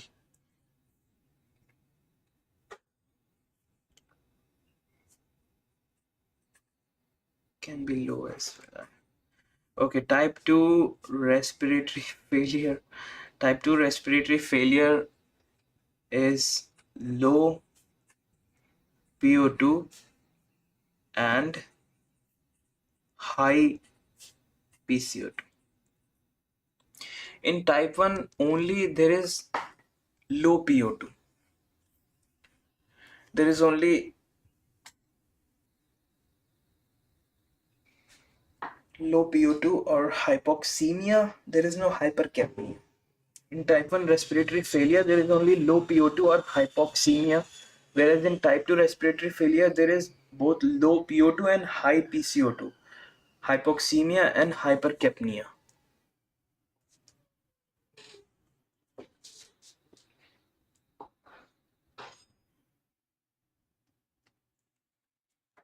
Now, another thing is acidic and alkalemic.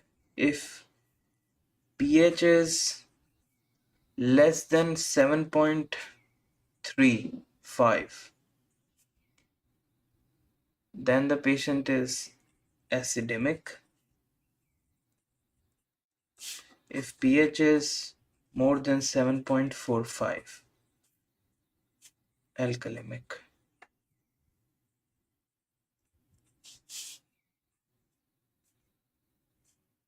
So normal pH is between 7.35 to 7.45.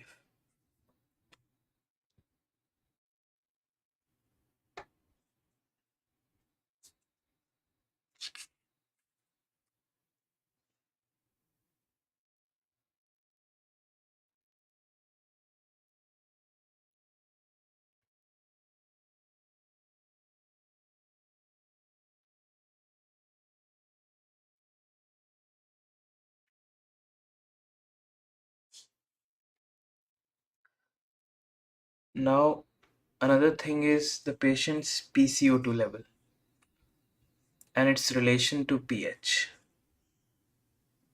Now, if PCO2 is high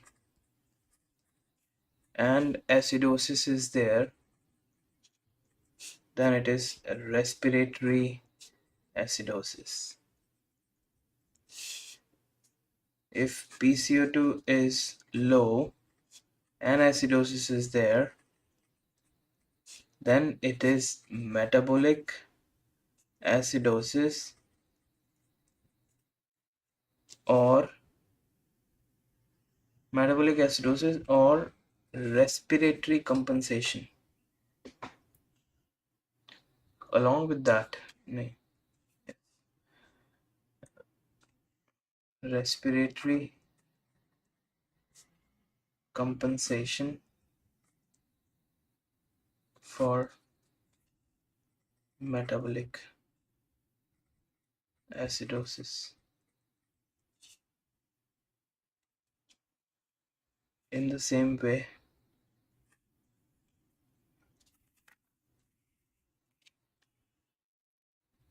if bicarbonate is low and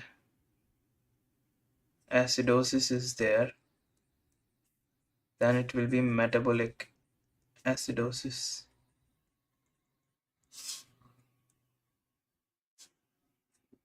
If bicarbonate is high and still acidosis is there, then it is respiratory acidosis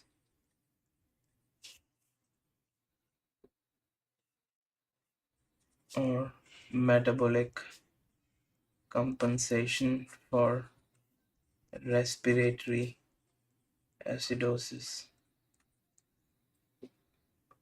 Remember that renal compensation occurs slowly, so an acute respiratory acidosis will not change the bicarbonate level.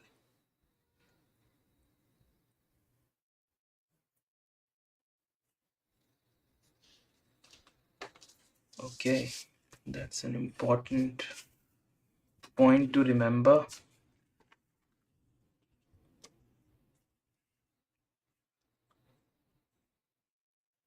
That renal compensation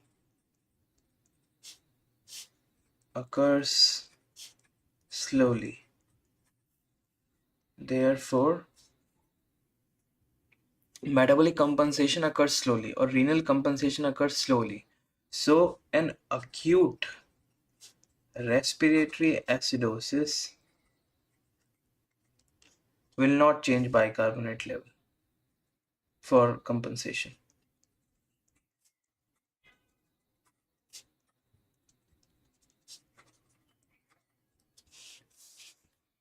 Now we have to see the base axis.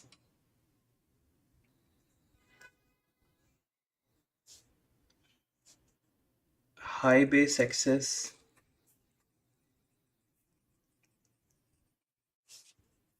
is more than plus 2 millimoles per liter, which is metabolic alkalosis or compensated respiratory acidosis.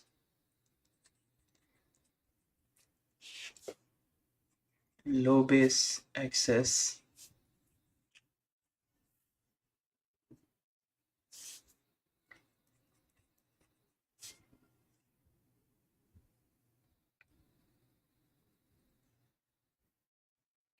is less than minus 2 millimoles per liter is metabolic acidosis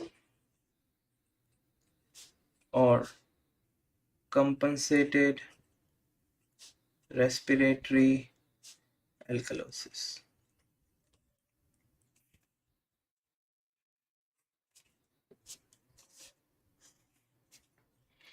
So these are the things which should be remembered in case of the basics when it comes to the basics of ABG. Compensation is where the body tries to bring the pH to a normal value by using the unaffected component, either respiratory component or the metabolic component. And the term partial compensation means that although the body is trying to bring the pH to a normal value, it is not yet at the normal value. Okay.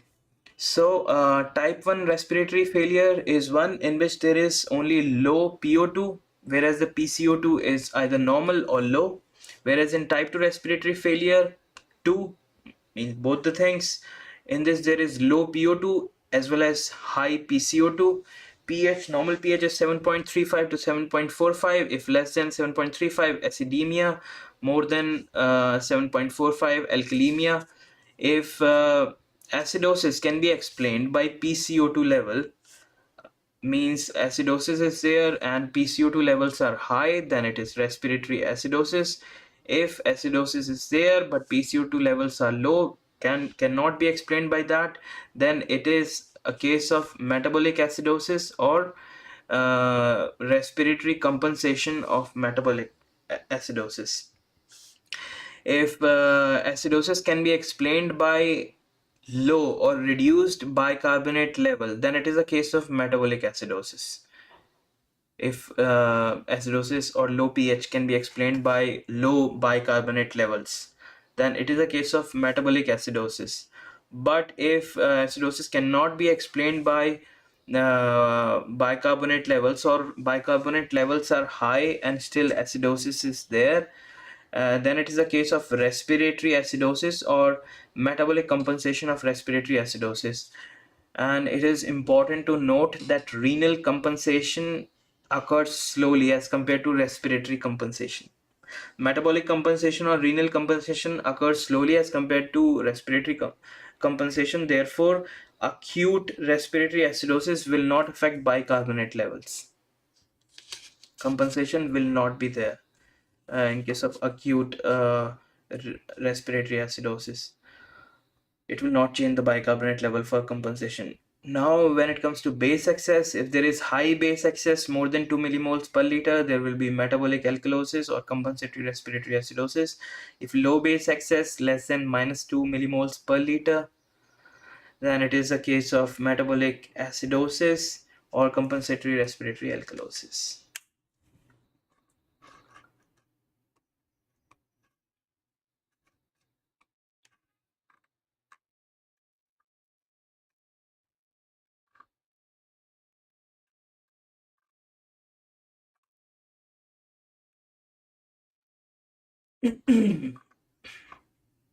Now we will move further to another scenario.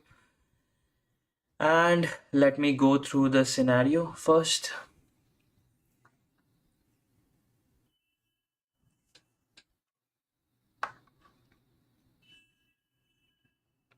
I will take, I will just get back in a moment.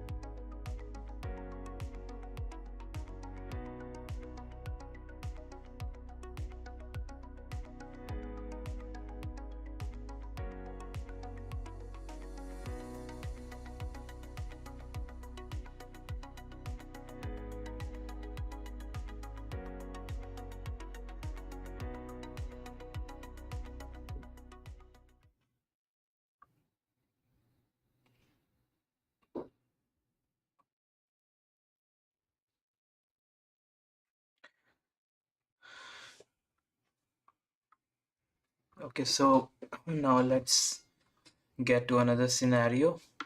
Let me go through the scenario first.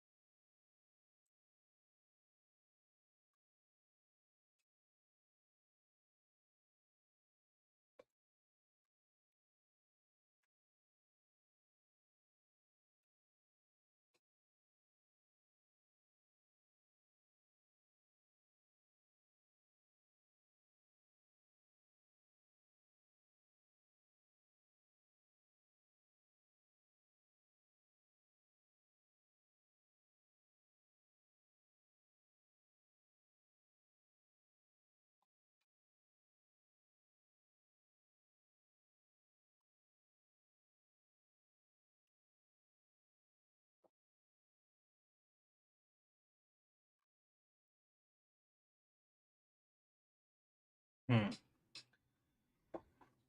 Okay, so here is a scenario in which a 65 years old man was admitted to the hospital after a week-long history of shortness of breath and cough.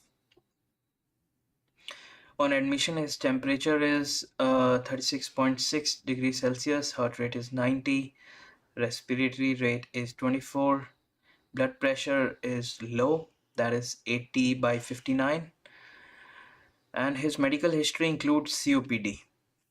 Chest X-ray was performed and it shows left upper lobe opacity. The blood results shows hemoglobin, which is in the normal range but towards the lower side, and WBC count is high, platelet count is also a little high, urea level is high, creatinine level is high, indicating AKI, and GFR is 32.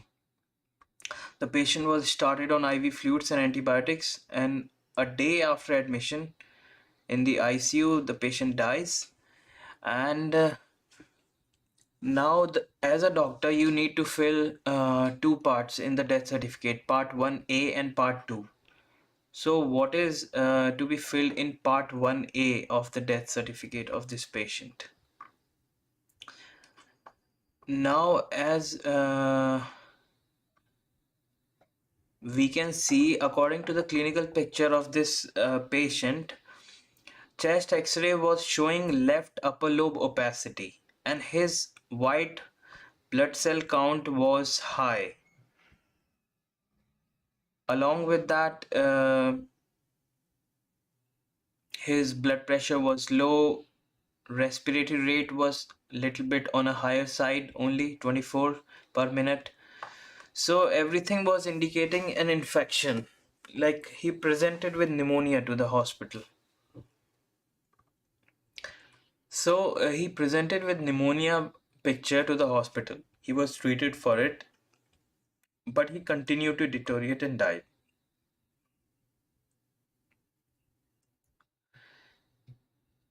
Now, pneumonia can cause AKI, which can lead to death. However, it is inappropriate to put AKI in part 1A.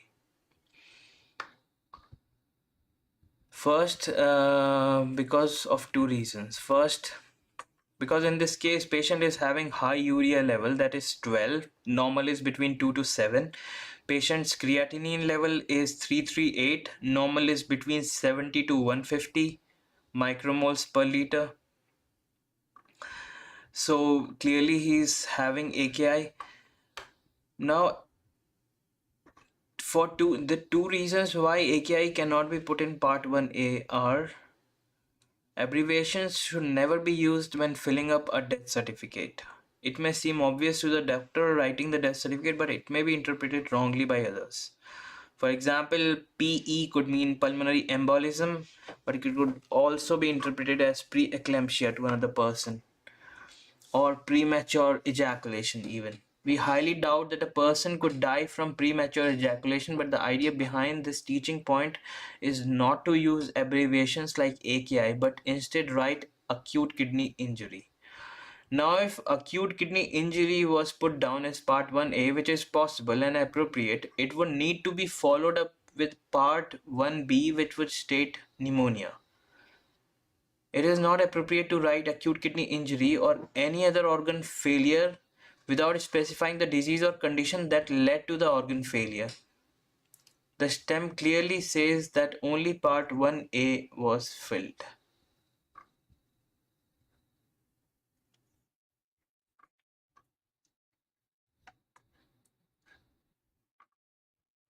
Hmm.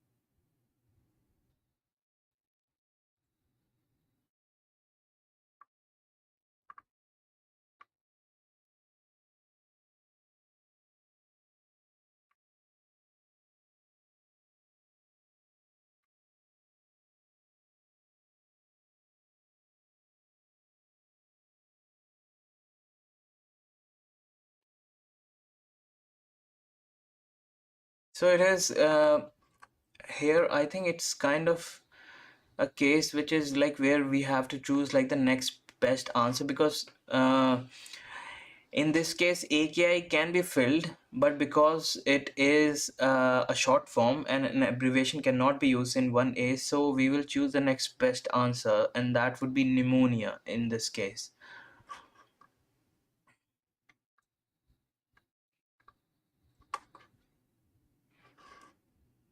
But if in this case there was an option like acute kidney injury, like full form, then I think that would be the best answer in this case.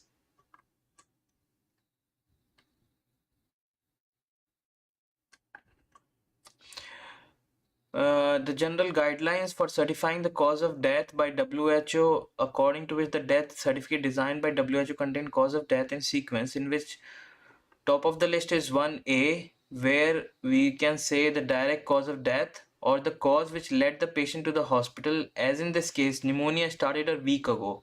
Then second or underlying cause would be COPD, another example.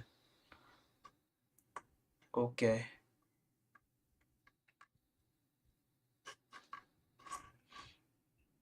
So 1A is a condition which is directly leading to the death.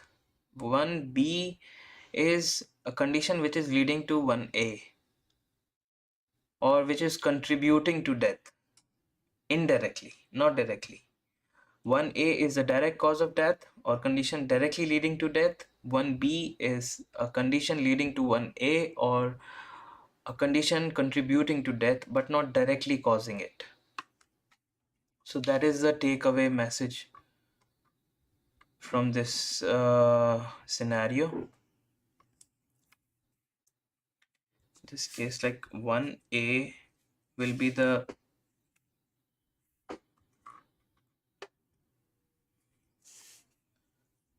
condition directly leading to death. 1B will be a condition leading to 1A or condition contributing to death indirectly.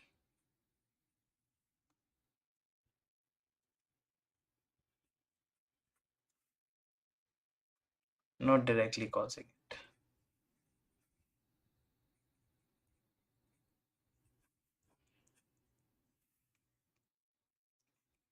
These are the parts of death certificate.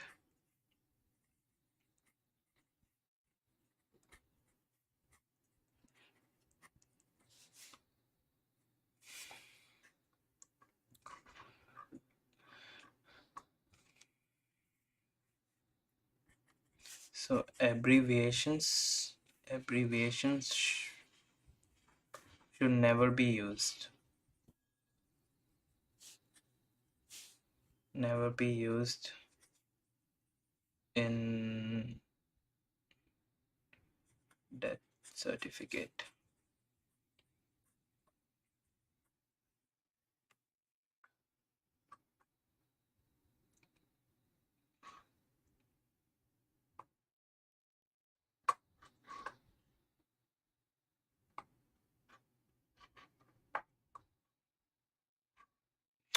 Now, terms like exhaustion should never be used. Terms like uh, terms like exhaustion should never be used as it is a mode of death, not a cause. Hmm. Mode of death, modes of death are not mentioned. Example, arrest or exhaustion. Now, in this case, COPD could be written in part 2 as it is a significant condition contributing to the death but not related to the disease or condition causing it. Definitely, like in this case, COPD can be a contributing factor of the death of this patient. So it can be written in 1B, but it cannot be written in 1A because it is not directly causing it. It is pneumonia in this case, which is the direct cause of death, condition directly leading to death.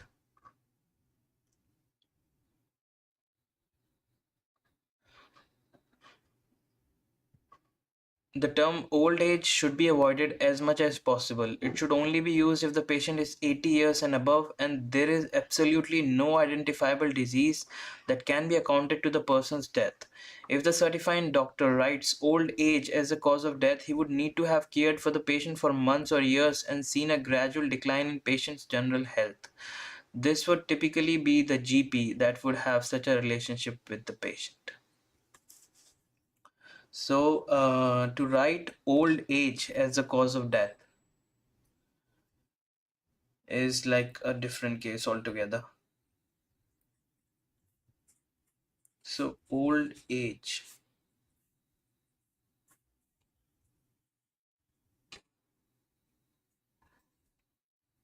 as the cause of death. Now, it should be avoided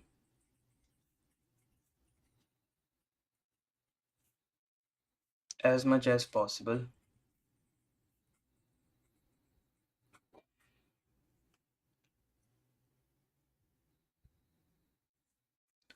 But it should only used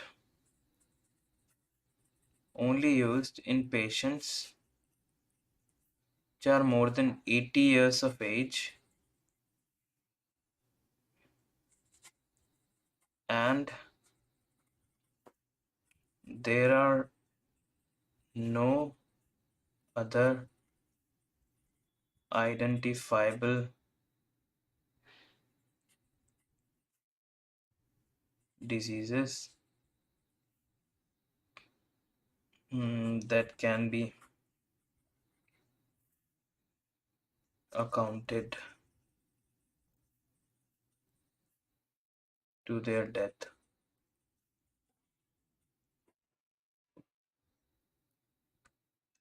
So usually old age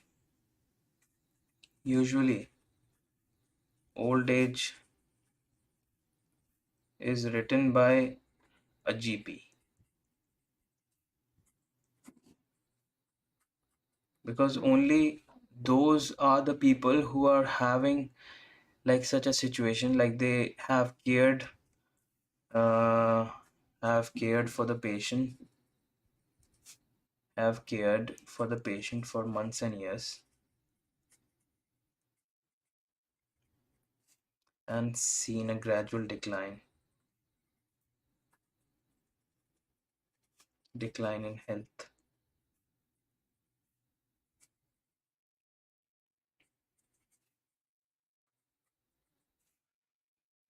So they should have such a relationship with the patient to in order to write this term old age in the death certificate as a cause of the death. Otherwise, it should be avoided as much as possible.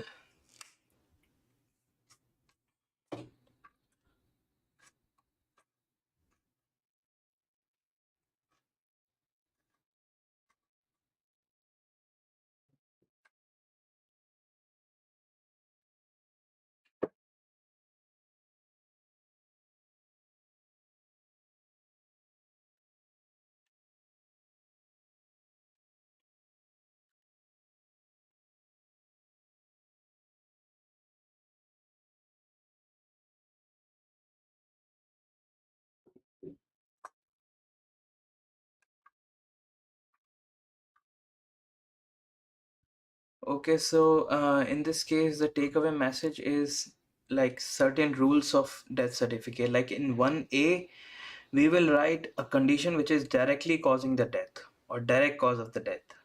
In 1B, which we will write a condition which is leading to 1A, or a condition which is contributing to death indirectly but not directly causing it. Abbreviation should never be used in a death certificate. Modes of death are not mentioned like exhaustion or arrest. These terms are not used as cause of death. Now,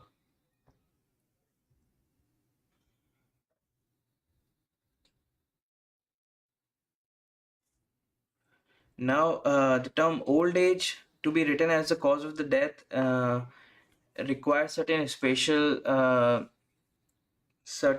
reasons. Like for example, it has to be it has to come from a person like GP of the person. First of all, it should be avoided as much as possible, and it is only used in patients who are more than 80 years of age. First of all, who are more than 80 years of age, and there is no other identifiable factor which can be directly accounted to the person's death.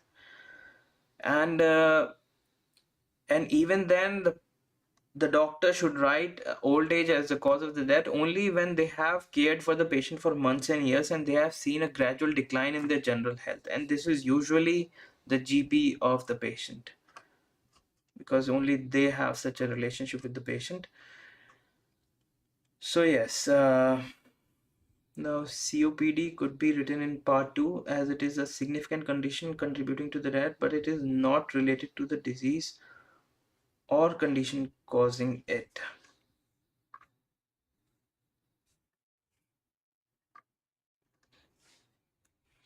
Hmm. Okay, so now let's move on to further another scenario. I'll go through it.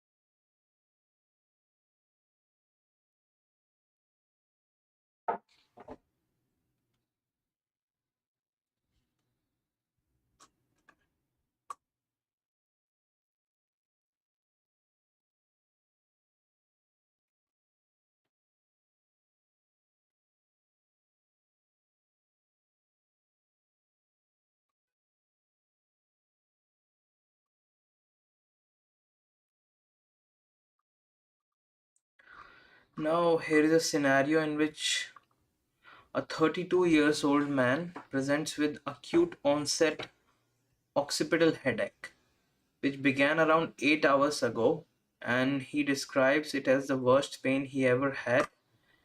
He has photophobia, neck stiffness, and vomited 3 times since the pain started. On examination, he has no neurological deficits. His blood pressure is 130/80, heart rate is 90, respiratory rate is 16. A CT head scan was done, but it returned with no evidence of any intracranial bleed. So, in this case, the next most appropriate step would be to carry out a lumbar puncture for xanthochromia after 12 hours from the onset of headache. That would be like the appropriate step, most appropriate next step in this case. Lumbar puncture for xanthochromia after 12 hours from onset of headache.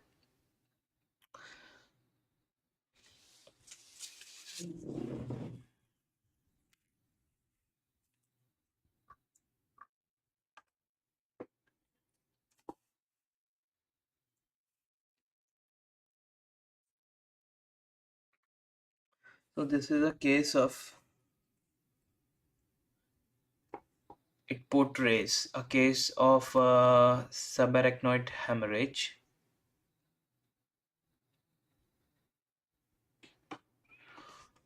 Although in this case the CT scan came out normal with no evidence of intracranial bleed, but this is a normal CT which was done as a first line investigation, but it doesn't necessarily mean that, it can't rule out subarachnoid hemorrhage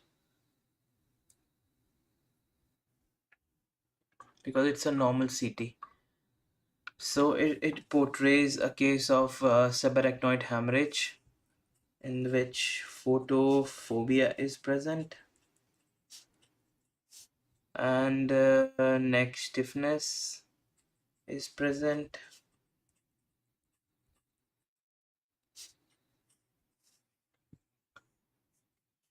So that clearly means the meninges are irritated.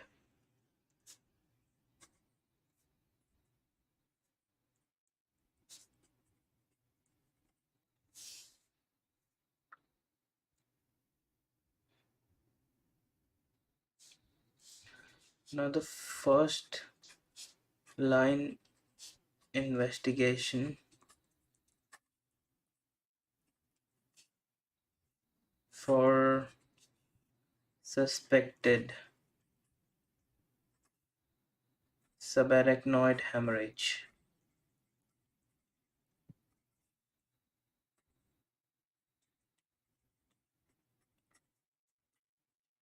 SH is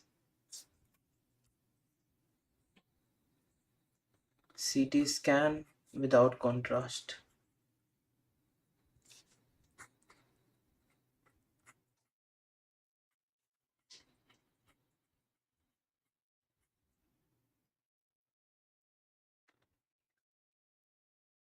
First line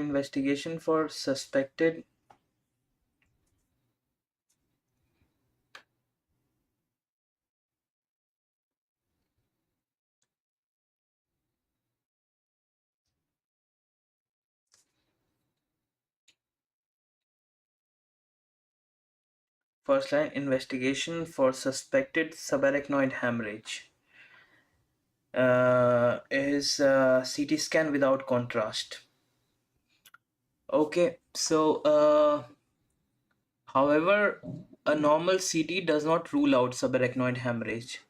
Now we have to, because the CT came out normal, we have to do lumbar puncture looking for xanthochromia, which is a hemoglobin degradation product, and it needs to be performed 12 hours from the onset of headache to rule out subarachnoid hemorrhage. Yes.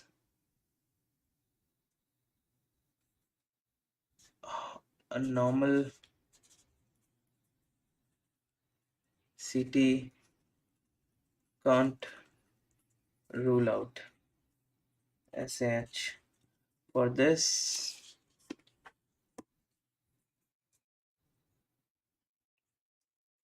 lumbar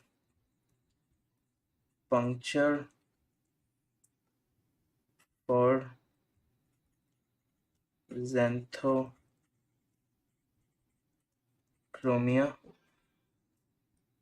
which is a hemoglobin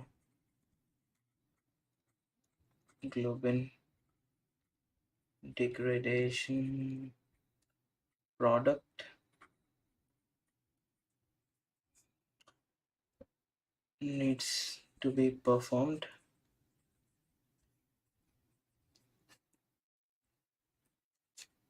12 hours from onset of headache.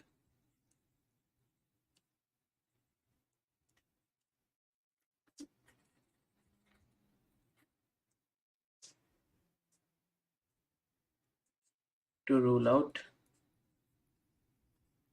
subarachnoid hemorrhage.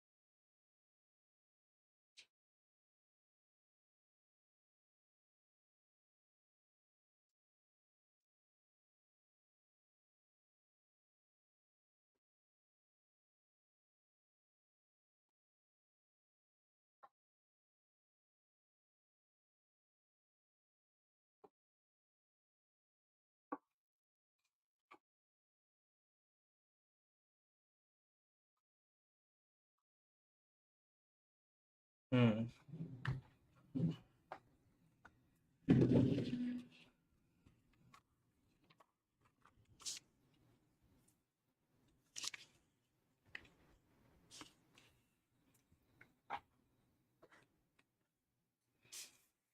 So diagnosis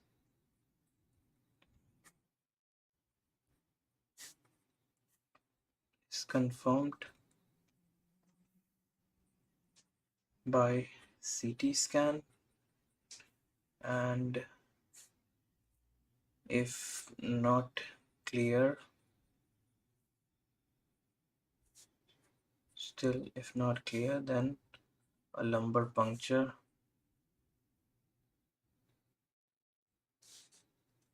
after 12 hours of onset of headache for xanthochromia. Lumbar puncture for xanthochromia after 12 hours of onset of headache. That is to rule out subarachnoid hemorrhage. That is to confirm the diagnosis. And yes, as we know, nimodipine is used for management of SH. So the key points here are lumbar puncture needs to be done if you suspect subarachnoid hemorrhage, but the CT scan has come out to be normal. One of the contraindications for lumbar puncture is increased intracranial pressure. Is it safe to perform a lumbar puncture if the patient has neurological deficits? It can be. Even if the patient has neurological deficits, a lumbar puncture can be performed because you have already done a CT scan which has ruled out many of the conditions which raise intracranial pressure. CT scan can reveal signs of raised ICP by showing enlarged ventricles, herniation, or mass effect from causes such as tumors.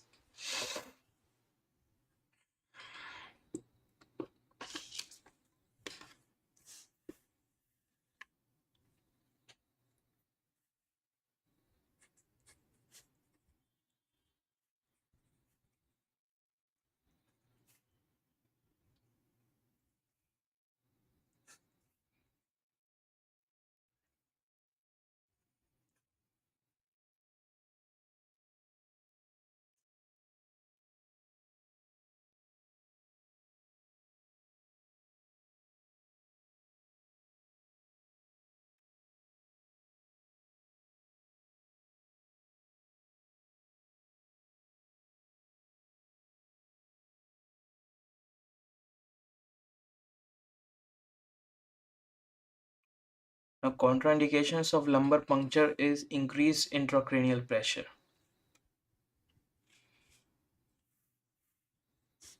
In that case, we don't perform lumbar puncture. Now, if patient has neurological deficits, LP can be performed.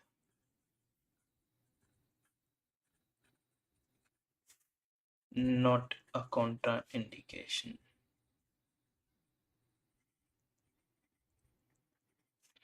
for lumbar puncture.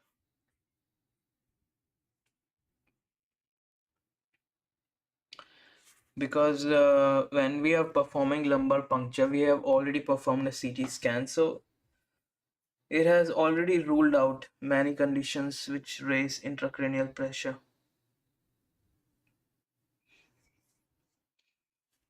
CT scan can reveal signs of raised ICP, which we can see in the CT scan, like in the form of enlarged ventricles, herniation, or mass effect from tumors or something like that. Tumors.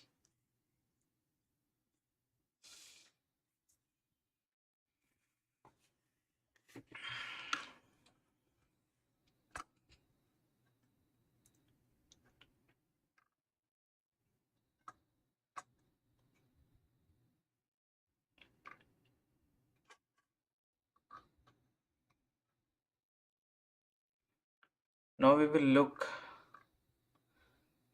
a little into subarachnoid hemorrhage. Here,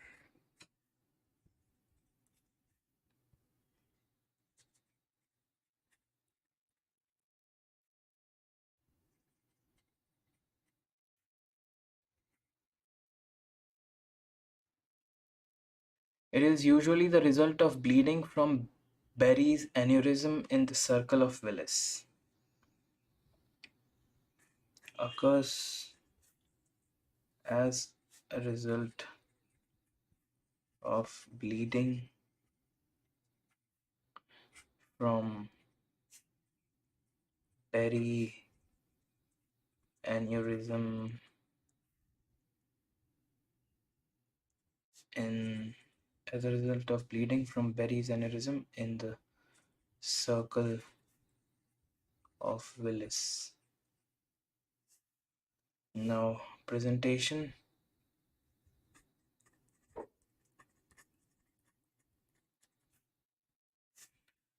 Sudden,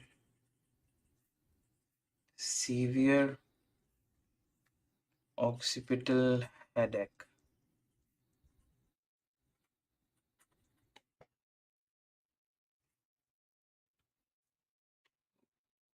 Worst headache of life, or thunder clap headache. Then there will be neck stiffness or neck pain.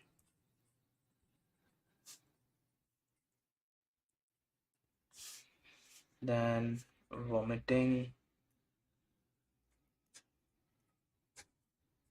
collapse, and seizures. It can be associated with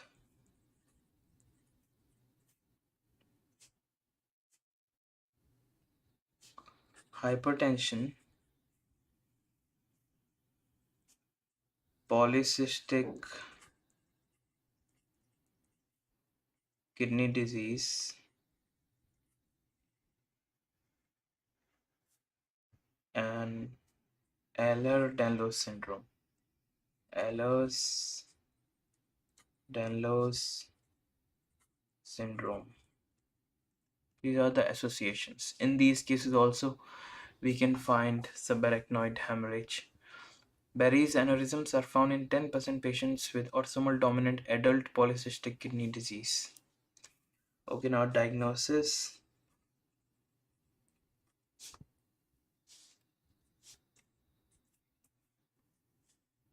is by CT brain and lumbar puncture.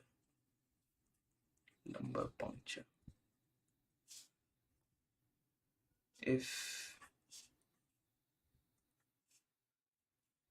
we should write only if CT is inconclusive and no contraindications are there like raised ICP.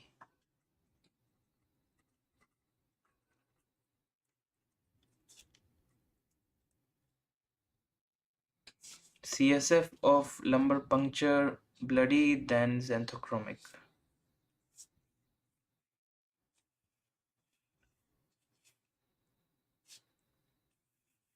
CSF of LP is bloody then xanthochromic. Hemoglobin degradation product bilirubin.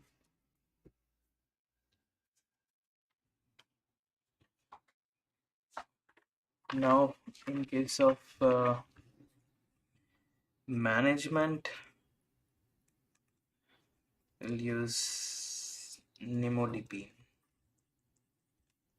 which will decrease the development of vasospasms induced ischemic deficits.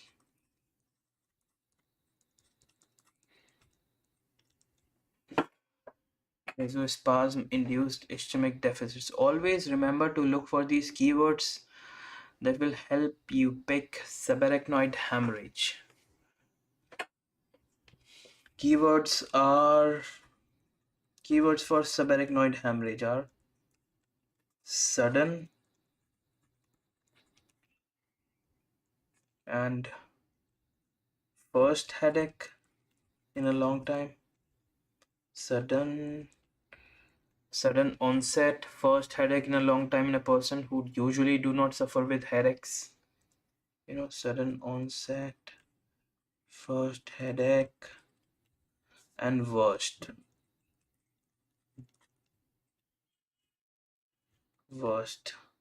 ever headache.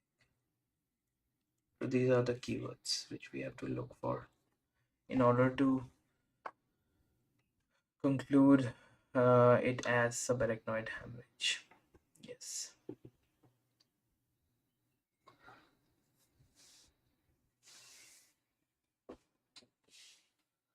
So these are certain things which we have to focus on about subarachnoid hemorrhage. Subarachnoid hemorrhage occurs as a result of bleeding from Barrett's aneurysm in the circle of Willis, and presentation will be as sudden and severe occipital headache. Sudden and severe occipital headache, which is described as the worst headache of life or thunderclap headache. There will be neck stiffness or neck pain. There will be vomiting, collapse, seizures, and it can be associated with polycystic kidney disease, hypertension, or Ehlers-Danlos syndrome. Ehlers-Danlos syndrome. Diagnosis is done by CT scan of brain, CT scan of head, or CT scan of brain, and lumbar puncture if CT scan is inconclusive and no contraindications are there, such as raised ICP. And lumbar puncture is done for xanthochromia after 12 hours of onset of headache. Xanthochromia, and in which it's like a hemoglobin degradation product. And CSF of lumbar puncture is bloody and then xanthochromic in nature, in color, which is like bilirubin stained. CSF of lumbar puncture is bloody than xanthochromic bilirubin. And management is done by nimodipine, which decreases the development of vasospasm induced ischemic deficits. Sudden, first, worst, these are the things.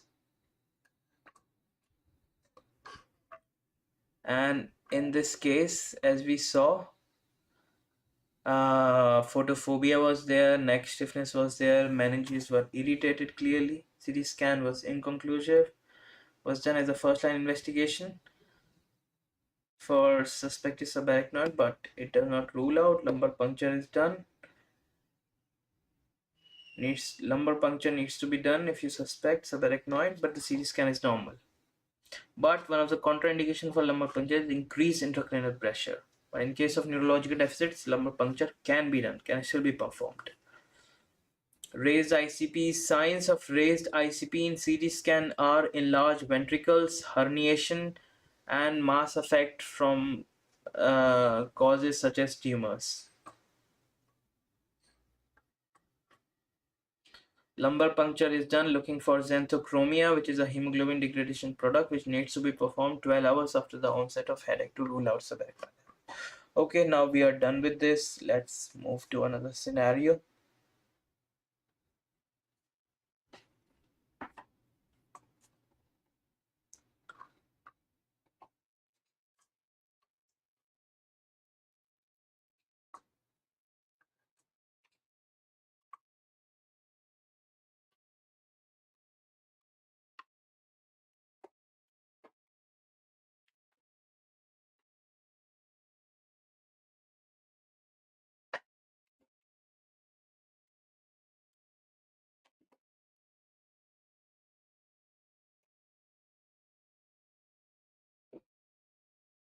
Let me go through the scenario and I'll get back in a while.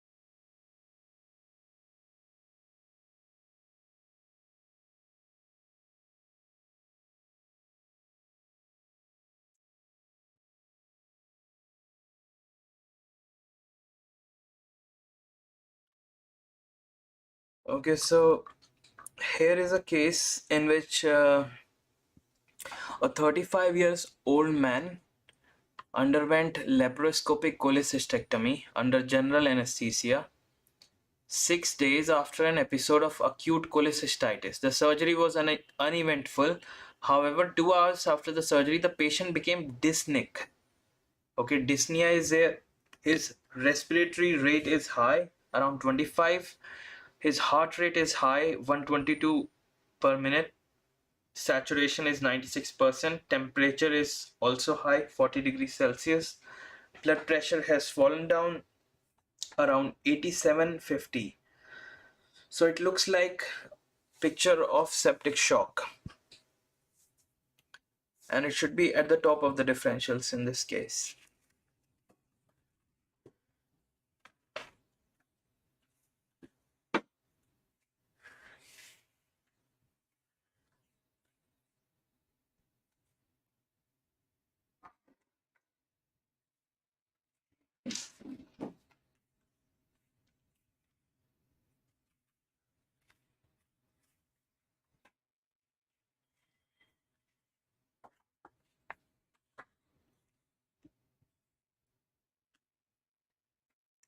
So septic shock is defined as a severe sepsis with persistently low blood pressure which has failed to respond to the administration of IV fluids.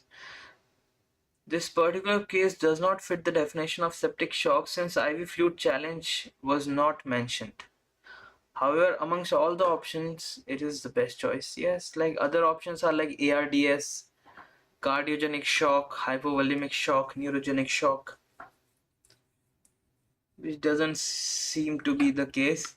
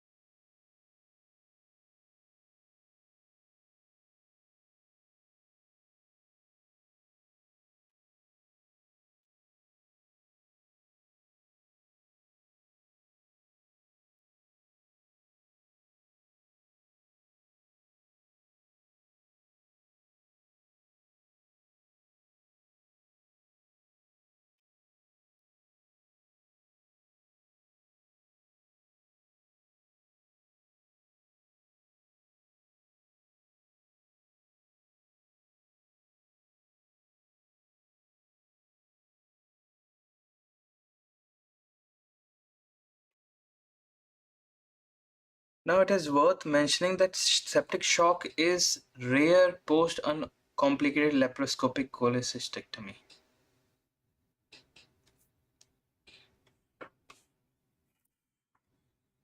It is septic shock is rare in post uncomplicated laparoscopic cholecystectomy. If it develops, it is usually several hours or few days after the procedure rather than within 2 hours of the procedure. The question here often put challenging situation which do not necessarily fit the textbook description but are there to test the ability of doctors to make a differential and proceed with the management. Okay, so the distractor here is ARDS, that is acute respiratory distress syndrome, which is even rarer than septic shock after uncomplicated laparoscopic cholecystectomy. Okay, so this is important that post uncomplicated laparoscopic cholecystectomy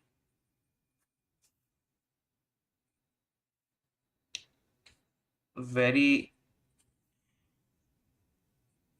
less chances of septic shock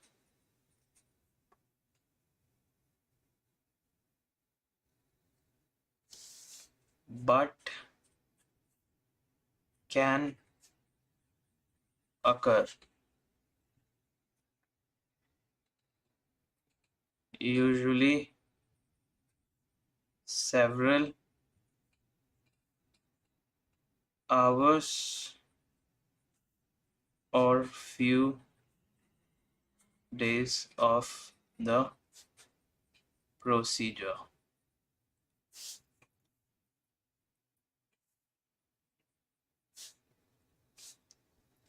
Chances of ARDS are even less or negligible.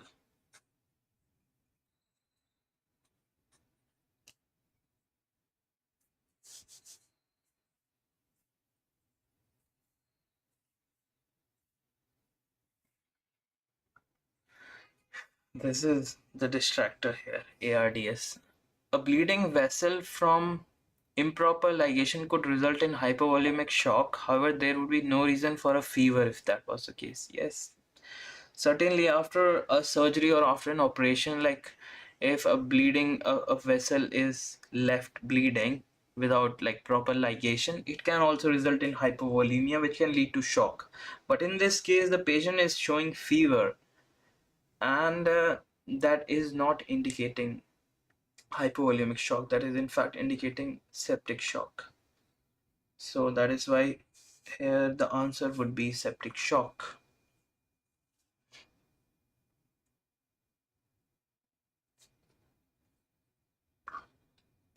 Yes. So with this, we conclude today's session. I hope it was helpful for you, and see you next time. Take care.